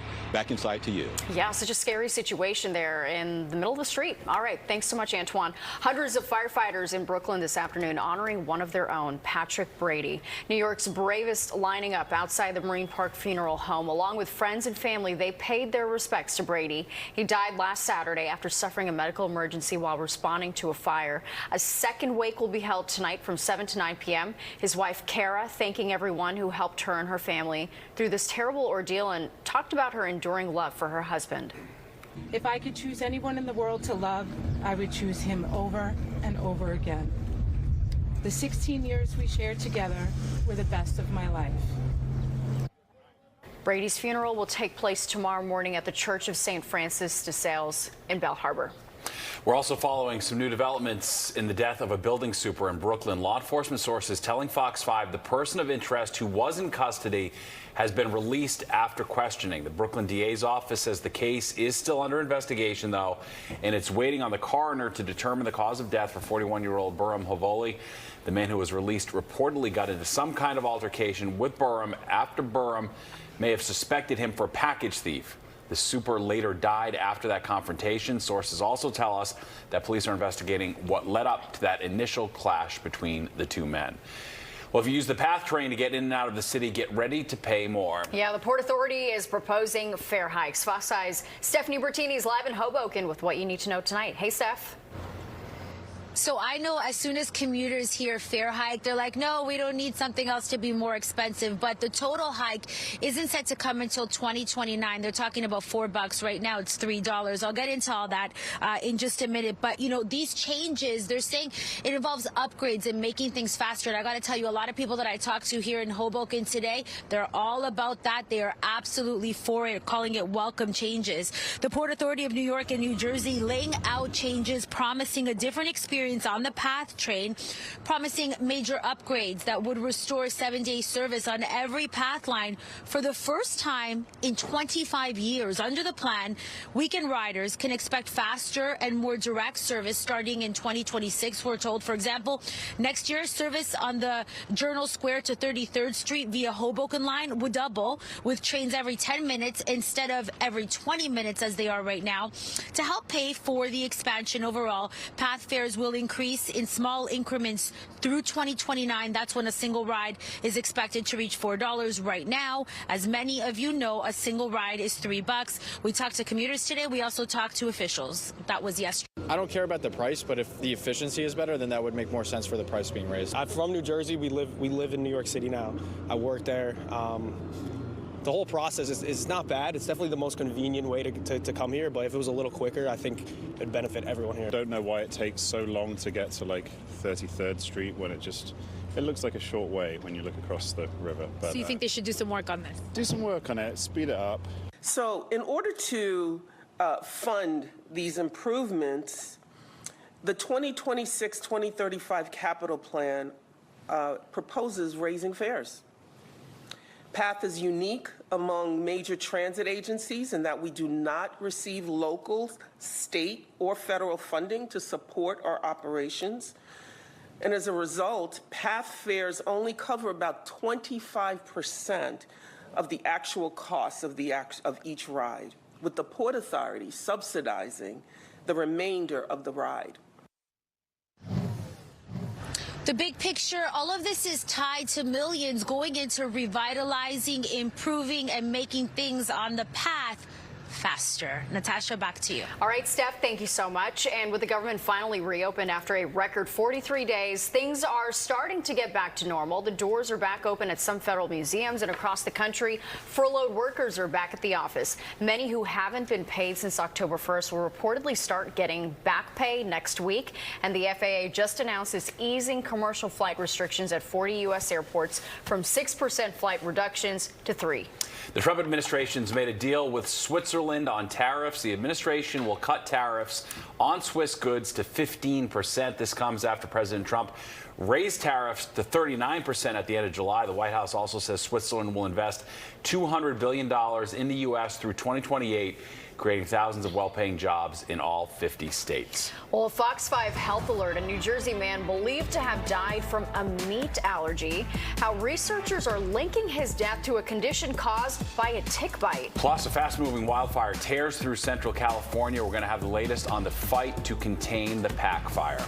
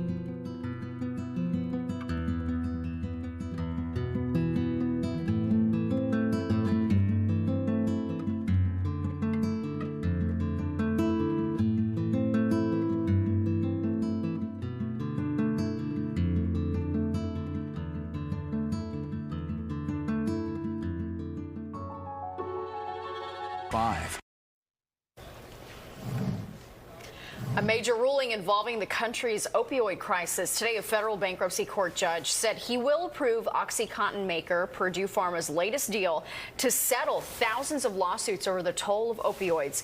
The deal would require members of the Sackler family who own the company to contribute up to $7 billion and give up ownership. Purdue faced lawsuits from virtually every state and many others seeking to recoup costs incurred from the opioid crisis. Well, Fox 5 Health Alert tonight. A New Jersey man dies from a meat allergy. And health officials say he got it from a tick bite. Fox 5's Teresa Priolo is here with the shocking details, Teresa. Yeah, it really is. It is the first documented anaphylactic death after consuming meat. The allergy spurred by a Lone Star tick bite, which are all over New Jersey, those Lone Star ticks. Here's what we know. In the summer of 2024, an airline pilot with no significant past medical history went on a camping trip with his wife and his kids, and they ate beefsteak. A few hours later, he woke up sick to his stomach and in severe distress. He apparently told his family he felt so bad, quote, "I thought I was going to die." 2 weeks later, he was at a backyard barbecue. He had a beer and a burger, and 4 hours later, he collapsed on the bathroom floor and died. It is only after his wife pushed for his blood to be tested post-mortem that it was discovered his body was experiencing a severe allergic reaction to beef. The reaction likely brought on by one or more Lone Star tick bites. Summer of 2024, I asked her, did he have any tick bites? And she said, not this year. But then, after saying that, I said, but did he have some chicka bites? She said, yes, he had 13. And there is a big problem in the East Coast of America that people use the word chiggers to describe a little black dot that wanders on your leg and then bites you and leaves a spot that itches. If it doesn't itch, you don't call it a chigger, and you don't know what it is. But the most likely thing is a larval Lone Star tick. And I know from personal experience that they are very good at boosting IgE responses. So a few things. Had the man sought medical help after the first incident and they tested him for allergies, it might have revealed this allergy. Had he used an EpiPen, it may have saved his life. Had he survived the second episode and stayed away from meat, those allergen levels, we are told, would have eventually leveled out. Steve. Just such a bizarre story. All right, we appreciate it. Thanks, Teresa. Well, it's been 6 months since a devastating tornado hit St. Louis, and with wintry weather starting to set in, people impacted by that storm continue to seek day-to-day help in the city, and for many, that strain goes beyond just repairs. Individuals who are still suffering, that 6 months is really, if you will, the end often of the adrenaline rush. And so now we're tapping into much deeper resiliency efforts. A tornado caused an estimated $1.6 billion in damage. Well, a fast-moving wildfire along the California-Nevada border. The Pack Fire in Mono County has burned around 3,000 acres. Evacuation orders are now in place, and 15 structures have been destroyed so far. The fire is only 5% contained. All right, let's go to Liv now for a look at the forecast as we head into the weekend. We've got a cold night on the way, right? Yes, we do, especially if you're further north of the city. But here's some things going on for us today and as we head into the weekend. The wind has died down. You might have noticed that. Yesterday we were gusting 30 to 35 miles per hour. Today, between about 20 to 25, and now it's really kind of tapered off. Showers Saturday night. You really do have a decent weekend ahead of you. Temperatures are quite mild. It's going to be dry for most of Saturday and pretty much all of Sunday. We just have that time period Saturday night, unfortunately, that we do have some showers. It's a mild Sunday, as I was just saying. Temperatures pretty comfortable the next couple of days. Then we have a pretty big drop going into Monday, so it's a cooler next week. 51 was our high today in New York City, 52 out on Long Island, a little bit more mild for parts of New Jersey, 53 for Belmar, 54 for Newark. But we stayed in the upper 40s for Hartford, Poughkeepsie, Monticello just had a high of 43. These are the areas I'm talking about when I said that we have to watch out for really chilly overnight temperatures. It's that area further north of the city, so that's including Hartford, Poughkeepsie, and of course Monticello. Around the rest of the Northeast, going down to the Mid-Atlantic and up into New England, 46 for Boston, another chilly day for them, and that's going to be chilly overnight as well. Albany just got up to 44. Over in western New York, Buffalo just got up to 48, but you can see more mild temperatures. Look at Indianapolis, got to 70 today, and Chicago 66. So usually, as we know, we get some of that warmer air when temperatures in the Midwest start to get more mild, but unfortunately it's not going to get that warm. No 60s and 70s for us. Another quiet day on the satellite radar, some action way out on the west coast, and you can still see some lingering around the lakes, but nothing that was as significant, even as earlier this week when they had some flurries and some rainfall. For the rest of your evening, it's still going to be a mix of kind of clear sky and also some cloud cover. That's really been the story of today and also yesterday. Temperatures do drop quite quickly, so if you have evening plans, it's going to be chilly by 9 p.m. Most of us are in the low 40s. We've dropped into the 30s throughout Connecticut. We have 36 for Poughkeepsie, and by 9 o'clock, again, Monticello is below freezing, so really chilly evening up there. And then it's going to be a clear start for you tomorrow. I said this in the beginning of the show. We do wake up with temperatures that are pretty consistent with what we've seen the last couple of days, which is upper 30s and low 40s. But it's going to be mainly clear. It doesn't last that long. Then we have some cloud cover move in by even late morning, early afternoon, and then the showers begin. We did look at this earlier in the show, but let's just go through the timing of it one more time so you can plan your weekend. Tomorrow at 5 o'clock, it starts to the north, a little bit scattered, and these are rough estimates of time, so it could be between 4 to 6 p.m. that you start to see maybe a sprinkle, but most of us will still be dry at this time. When it becomes more widespread is about 7 or 8 o'clock. Showers more consistent throughout the tri-state area, picking up a little bit of speed as well. But you do see mild temperatures, upper 40s, low 50s, so it's at least not freezing and raining. But then most of Sunday actually looks good. I thought that, yesterday it looks like the models were showing that it would last a little later into Sunday morning, but I think by really early Sunday, we're going to be in the clear. Then you can see by Sunday evening those temperatures starting to drop, and that's what's going to bring us into Monday. In terms of rainfall totals, about 1/4 of an inch I'm going to estimate for New York City, but a little bit more if you're further east. You can see Long Island, up in Hartford, Bridgeport, the Hudson Valley, getting a little bit more because it starts there earlier and also picks up some intensity as it travels out east. Sunday, 56 degrees, so once we get that rain through, it is nice and mild, and there's that drop I was talking about. 47 is your high for Monday, and then we pretty much stay in the upper 40s all of next week. Steve and Natasha? Very well. All right, thanks, Liv. Well, a big milestone on Broadway last night.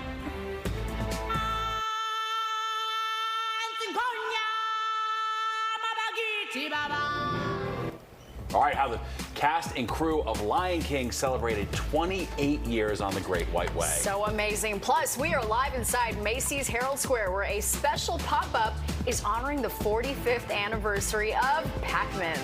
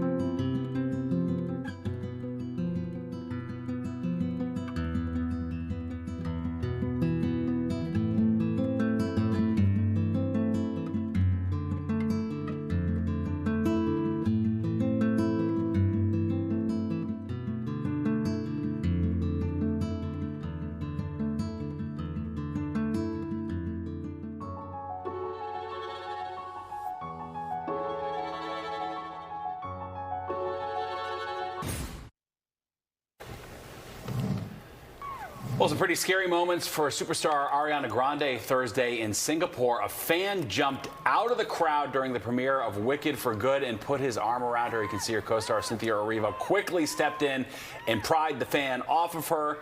Grande was not injured and has not commented on this whole thing yet. The suspect was arrested and charged with committing a public nuisance. Well, The Lion King's celebrating a milestone on Broadway. 8 shows a week for 28 years, 11,000 performances, but none of it would be possible without you. The Tony Award-winning musical first opened 28 years ago on November 13th, 1997, and since then there have been 30 global productions seen by over 127 million people. This September, the long-running show played its 11,000th performance. Only Phantom of the Opera and Chicago have had longer runs on Broadway. Pretty impressive. Wow. Well, a new animated film just dropped on Netflix today. It's called In Your Dreams, and it's set in an imaginative dream landscape where two siblings, Stevie and Elliot, are on a mission to keep their family together when one of their parents looks to move away. The cast spoke about seeing their animated selves for the first time.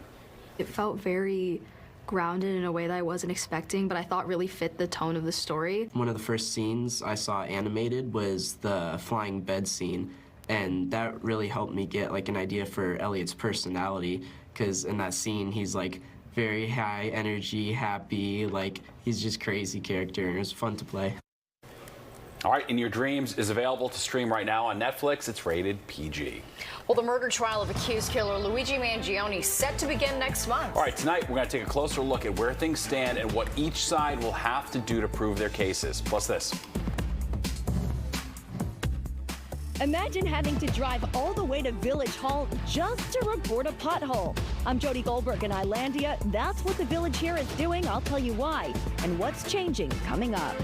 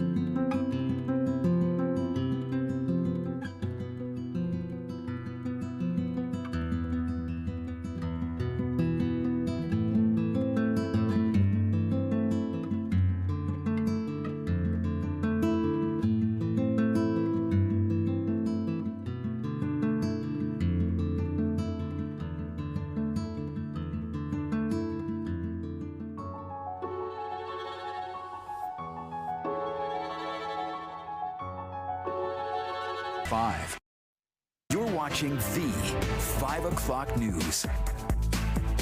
Now at 5:30, community complaints cut off why the village of Islandia decided to get rid of an online form that lets people pass along their issues. All right, but first, in just a matter of weeks, Luigi Mangione will be back inside a New York City courtroom. Welcome back to the 5 o'clock news. I'm Natasha Verma. And I'm Steve Lacey. Fox 5 Sharon Crowley's here with a look at what we can expect. Sharon. Yeah, the case against accused killer Luigi Mangione will be back inside a Manhattan courtroom in just a matter of weeks on state charges that he's facing. That is separate from federal charges, which carry the possibility of the death penalty. All this for the execution-style killing of United Healthcare CEO Brian Thompson in Midtown Manhattan. The case already encountering a number of legal challenges from the defense team. Mangione is still waiting to review the evidence against him on a laptop computer before an important hearing in the state murder case. Now, the 27-year-old is being held at the Metropolitan Detention Center, a federal jail in Brooklyn, since he was arrested in December of 2024. He has pled not guilty. A judge approved the defense's request for the laptop back in August, but getting it into his hands has been slow because of the modifications required to prevent misuse and, of course, the volume of evidence being saved on it. The Manhattan DA's office, which is prosecuting the state case, did not want him to have a laptop. Federal prosecutors didn't take a position. A short time ago, though, I talked with a lawyer and New York State Assembly member Jennifer Rajkumar, who's been following this case very closely. The courtroom battles in this case will revolve around evidence. The defense is challenging the search of Mangione's backpack, where the alleged weapon was found. And the defense is arguing that the search of his backpack exceeded the scope of the warrant. And if a judge agrees, that could substantially reshape the prosecution's case. Well, again, that hearing in the state criminal case against Mangione is set for December 1st. However, it could be months before the trial gets underway as lawyers on both sides argue about what can be admitted as evidence. Steve. All right. Thanks, Sharon. The NYPD looking for the man who robbed NFL great Tom Brady's store in Lower Manhattan. Police say the man on these surveillance photos entered Card Vault on Lafayette Street and tried to buy some merch. But when his card was declined, he manually entered prompts to bypass the declined transaction, and then apparently walked out with almost 10 grand worth of baseball and Pokemon cards. If you know anything about this guy, you are asked to call police. Well, the U.S. Tennis Association is suing the city. They say Mayor Adams is violating the terms of its long-term lease on the National Tennis Center. The lawsuit claims Adams illegally tried to help Mets owner Steve Cohen and his plans to build a casino near the National Tennis Center and Citi Field. Fox 5 reached out to the mayor's office, who said in a statement, quote, "We are reviewing the lawsuit." All right, have a complaint about your neighborhood. Well, if you live in the village of Islandia, it's not going to be so easy to report it to your local government. Yeah, Fox 5's Jody Goldberg explains why they've decided to get rid of an online complaint form. For years, residents in the village of Islandia filed complaints using this form, but it'll soon be a thing of the past. The new policy, every complaint must now be made in person or sent by certified mail. I don't think it's right. Email's the way to go. Municipal attorney Paul Sabatino says the change goes too far. People who work during the day, they have a family, they have a job. It's hard to put aside time to go down to the village and say there's a pothole problem. Now, with a few exceptions, most municipalities across Long Island are actually adding ways to reach them. And officials I spoke with say they're elected to serve the people. What Islandia is doing sends the opposite message. We talk about wanting to keep lines of communication open. How do you do that in this day of electronic media, social media, when people are forever on their phones? But the village says since January, it's been inundated by hundreds of anonymous false email and online complaints. The mayor declined an on-camera interview, but a spokesperson tells Fox 5 they believe the spam emails are from one or two individuals who have an axe to grind with the village. And this effort was designed to harass the village administration and its residents, requiring the use of government resources. You don't basically ban a large segment of the population from being able to file a grievance, and you don't try to intimidate them by saying you have to come in person. I'm in my 30s, so to me it's fine to get up and go, but like, what if my next door neighbor, she's 70-something, she can't even go and get her newspaper, I go and grab it for her. So for her to file a complaint, she would have to get in her car and actually go.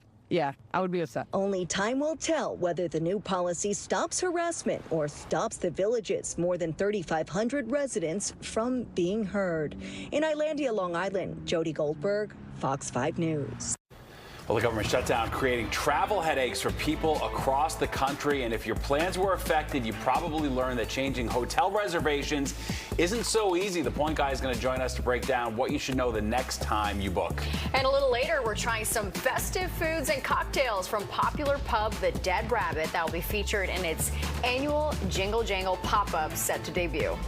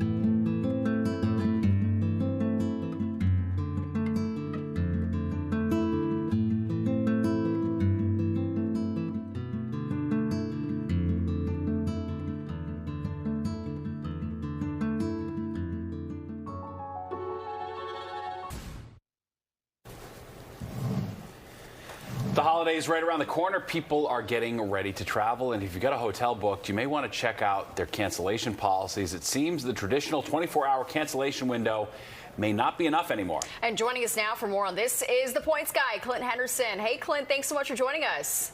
You got it. Too bad about this, huh? I know, this is bad news. Okay, so tell us, are hotels changing their cancellation windows now? They sure are. Like everything else in the travel space, it's getting more restrictive and it's getting worse for consumers. So a lot of hotels now are changing their cancellation window from 24 hours to anywhere up to 72 hours before the reservation. And that's only if you book a rate that's not cancelable. So that is cancelable, I should say. So yeah, buyer beware here. Yeah, you know, so what's the deal when you pay more to have a flexible reservation or use rewards points? Is that worth it, do you think, given the changes when it comes to getting some more peace of mind?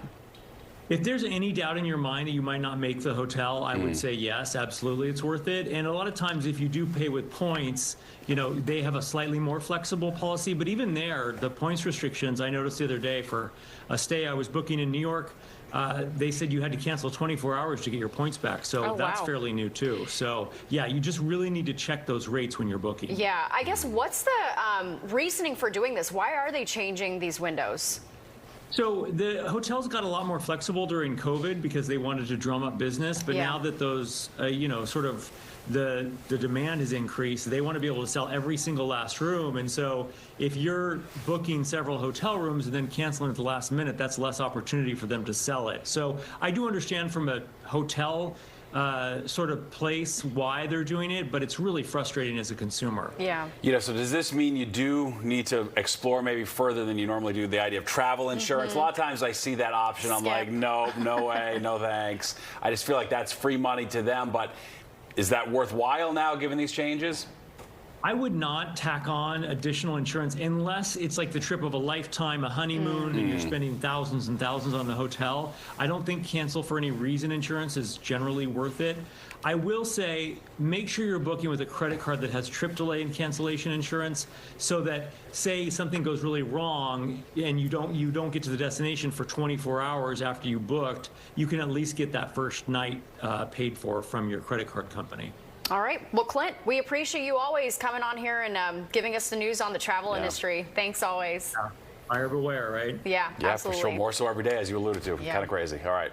Well, a beloved video game character is turning 45. All right, we're talking about Pac-Man. Fox 5's Jennifer Williams live at Macy's Herald Square, where a special pop-up's been installed to celebrate this milestone. Hey, Jen. Well, as you can see, we are on to round 5, and as you mentioned, Pac-Man has had an iconic, legendary career that has spanned decades and arcades, but for the first time in his career, he's going to be making his debut at a legendary New York iconic event. I'll have more on that and more on this pop-up after the break.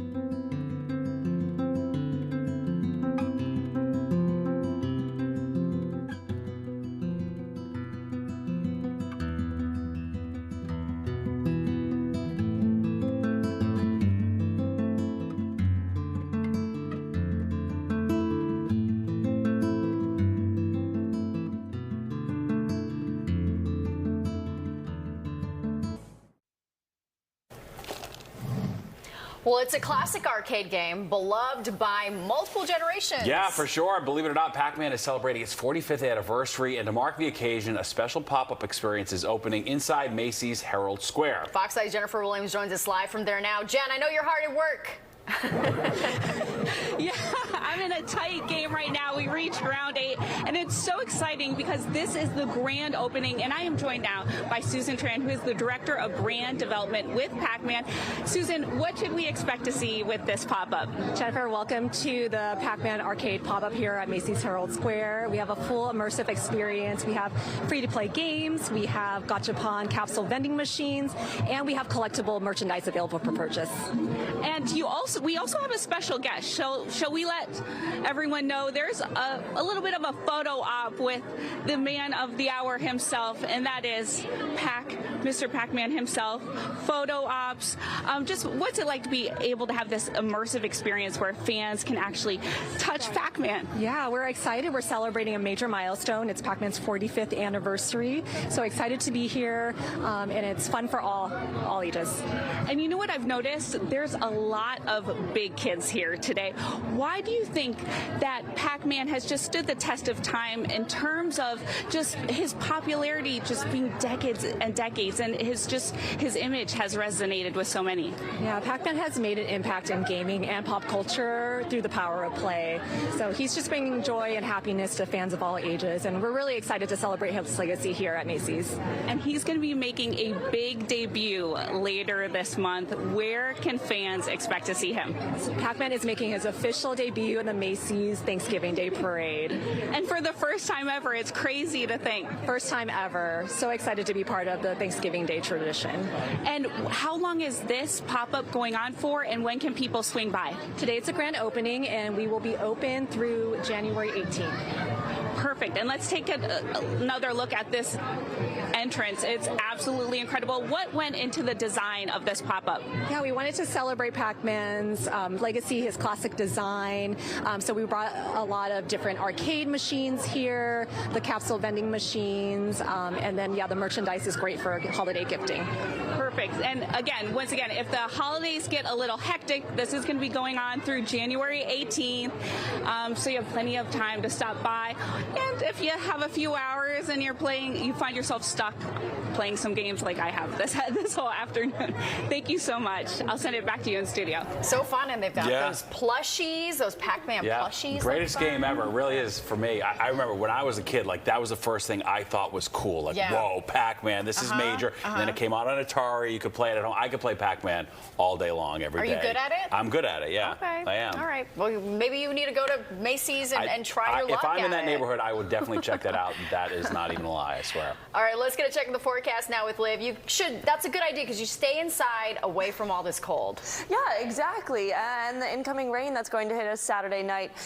So let's look at highs around the country. It's always interesting to see what everyone else got today, which was a lot warmer than us. Look at even Minneapolis got up to 71 degrees. That probably broke some sort of record for them because that's not typical for November. Kansas City got to 77, Chicago 66. We're looking at mid-70s throughout the southeast and another day of the 80s in Texas. So that really doesn't make us feel much better about our highs today, does it? Because a lot of us were actually just stuck in the 40s. White Plains only saw a high of 49, Hartford 48, Poughkeepsie 47, and Monticello in the low 40s for their afternoon high, just a high of 43 today. Most of New Jersey in the low to mid 50s, same thing out on Long Island. When we compare that to our average for this time of year, it's very similar to yesterday. 51 today, the average is 55. The record, another day that we had in the 70s, which was back in 1993. So some of y'all might remember that. Right now, we're not too far away from that afternoon high. It's 50 in New York, 51 for LaGuardia, 50 in Atlantic City, so all of us very consistent throughout the tri-state, mix of cloud cover and clear skies. We talked about the winds earlier. We've seen them calm down significantly, just between about 5 to 10 miles per hour pretty much throughout the tri-state, and we're not seeing many wind gusts at all. Right now it's just Trenton getting 21 mile per hour wind gusts, but we've calmed down in New York City, Long Island, Connecticut's in the clear. Tomorrow, we'll see a wind gust every now and then, but it's going to be way, way lighter, so we don't have to worry about any strong winds until we get to Sunday evening. That's when we have some winds go through the area. High pressure to the south, high pressure to the north. It's helping us out enough until we get an area of low pressure way up in Canada with these fronts following them. That's what's going to give us some rain on Saturday. So again, high pressure to the south, high pressure to the north. Then we have a cold front moving through. And that starts with the rain. Remember, around dinner time is when we're starting to get under the threat of that. But most of us, it'll be about 7 to midnight is the time where we are going to get the most consistent rainfall. Then it clears up and we'll be dry for the next couple of days. Most of your Sunday, as I've been saying throughout the show, is going to be pretty decent. So when we run through it one more time, starting sunny tomorrow, then cloud cover moves in, then the rain comes through. Again, around 7 to midnight is when we're going to see the most amount of rain. But by Sunday morning, most of us are in the clear and we'll be dry for Monday as well. 36 is our low tonight. We are going to see some patchy frost, especially for some of these areas further north. 27 is your overnight low for Hartford, 26 for Poughkeepsie, 25 for Monticello. The rest of us a little further south, going to be more typical with where we've been the past couple of nights. So 36 for New York, 33 out on Long Island. We're below freezing throughout Connecticut, though. 41 down the shore, mid-30s throughout New Jersey, and 34 for White Plains. Tomorrow, a little bit warmer, so we are going to warm up quite nicely. We'll return back into the upper 40s for places like Hartford, Poughkeepsie, Monticello. So even though they start in the 20s, they end up in the upper 40s. Then most of us will be in the low 50s, but Belmar getting up to 59 tomorrow. Then we get even warmer for Sunday. We can expect maybe a shower north as it continues getting rid of that system from Saturday. 56 degrees here. Then we cool down for the start of the week. 47 Monday, 48 Tuesday, and we have some cooler temps and going back to having some stronger wind speeds as well. Stephen and Tasha. Very well. All right, thanks, Liv. Breaking news now. President Trump signing an executive order doing away with certain tariffs on everyday food products, including beef, coffee, and tropical fruit. These are all in the wake of the tariffs put in place by the president back in April. Now, that order comes after the Trump administration says it had reached framework agreements with Ecuador, Guatemala, El Salvador, and Argentina designed to ease import taxes on their agricultural products. And workers in Boston making a shocking discovery, finding a small gator in the cold Charles River. The gator, which was a foot long, was reported to wildlife experts and quickly rescued. Look at that little guy. They say that an alligator could not survive long in the cold Massachusetts temperatures.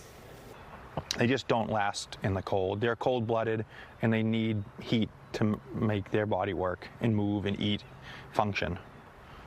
And if you're wondering how he got there, the gator is believed to be an escaped pet. They don't love that dirty water, Ella. No, there you they go. don't like the Boston dirty Joe. water. Charles River, the Charles.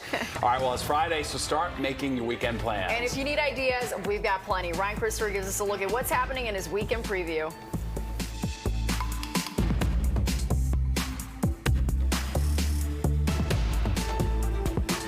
We can't change everything you don't like about shopping, but here at Stop & Shop, we're going all out to improve what we can. Thank you. We've seen you doing finger math in the store, but no more of that. You deserve a better way to save. Heck yeah, I do. With over 10,000 items always on sale, it's time we actually loved grocery shopping. Justin, when was the last time you went on break? I'm on break right now. With so many ways to save, good things are in store at Stop & Shop.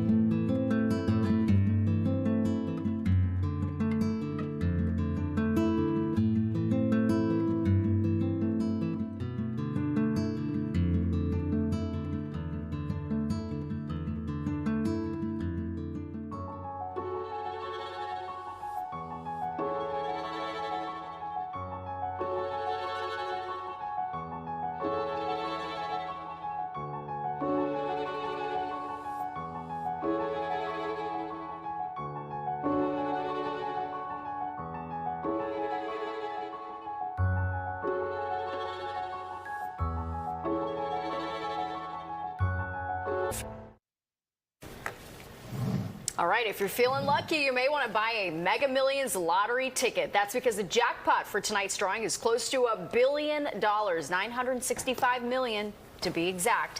And if you win and take the cash option, you will get more than $445 million before taxes. Tonight's drawing will be the 40th since someone last picked all of the correct numbers on June 27th. The odds of winning the jackpot are slim, one in more than 290 million, but it is still a chance. Yeah, why not? So why not? I'm in. All right, well, it's the weekend, and if you're still looking to make some plans, we've got you covered. From concerts to comedy, Ryan Christopher breaks down what's happening across our area. The New York Comedy Fest brings the laughs all weekend long across various venues throughout the 5 boroughs. I have some news jokes if yes, go for it. I wrote one down. Okay. Cuomo, more like no-mo. That was supposed to be for NPR. How are you guys? How are you guys? Let's not get political. I thought you were going somewhere with that. Fanatics officially opened ticket sales for Fanatics Fest 2026, returning to New York City July 16th through the 19th. And to mark this special moment, the company has unveiled a first-of-its-kind installation in Williamsburg, the most valuable billboard, the MVB. Check it out at 22 North 14th Street.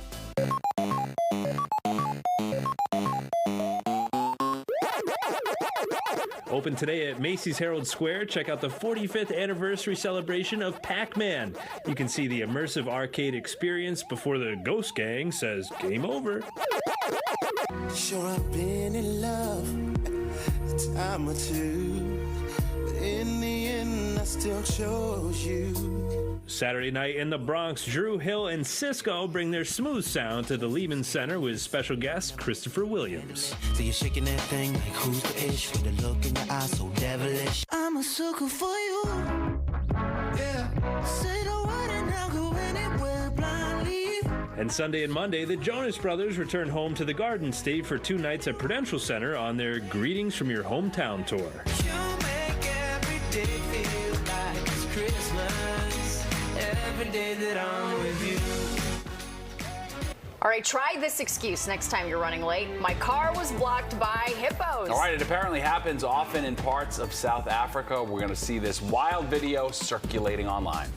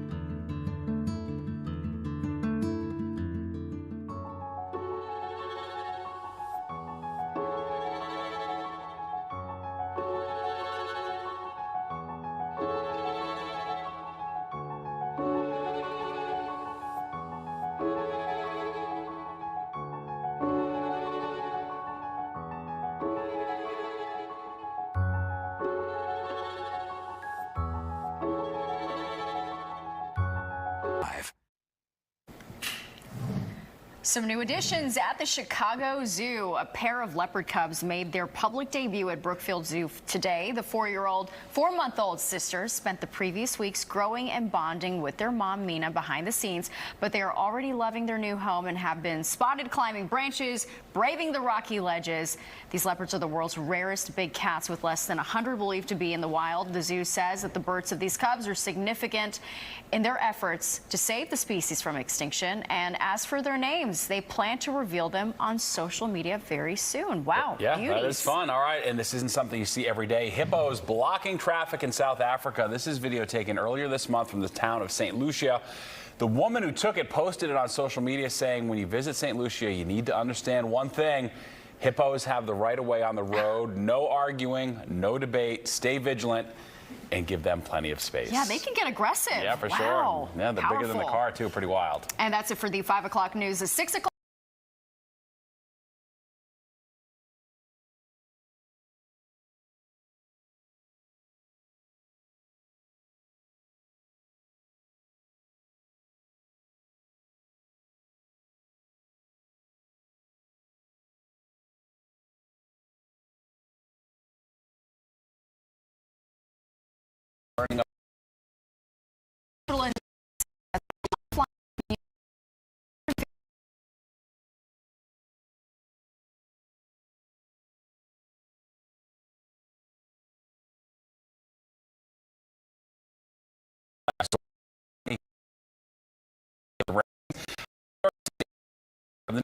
And only see Mamdani plans on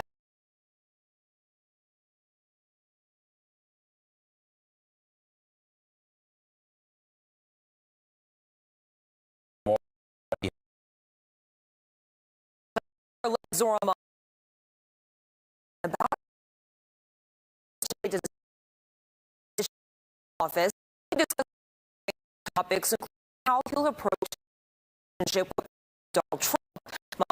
He will call office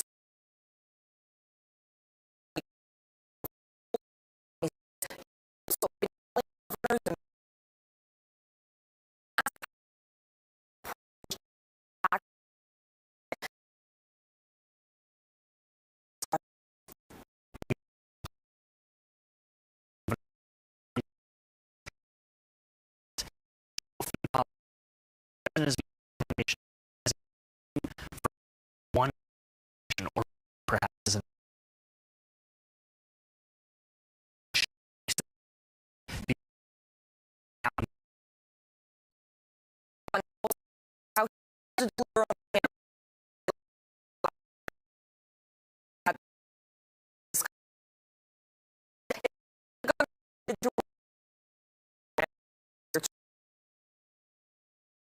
the best plan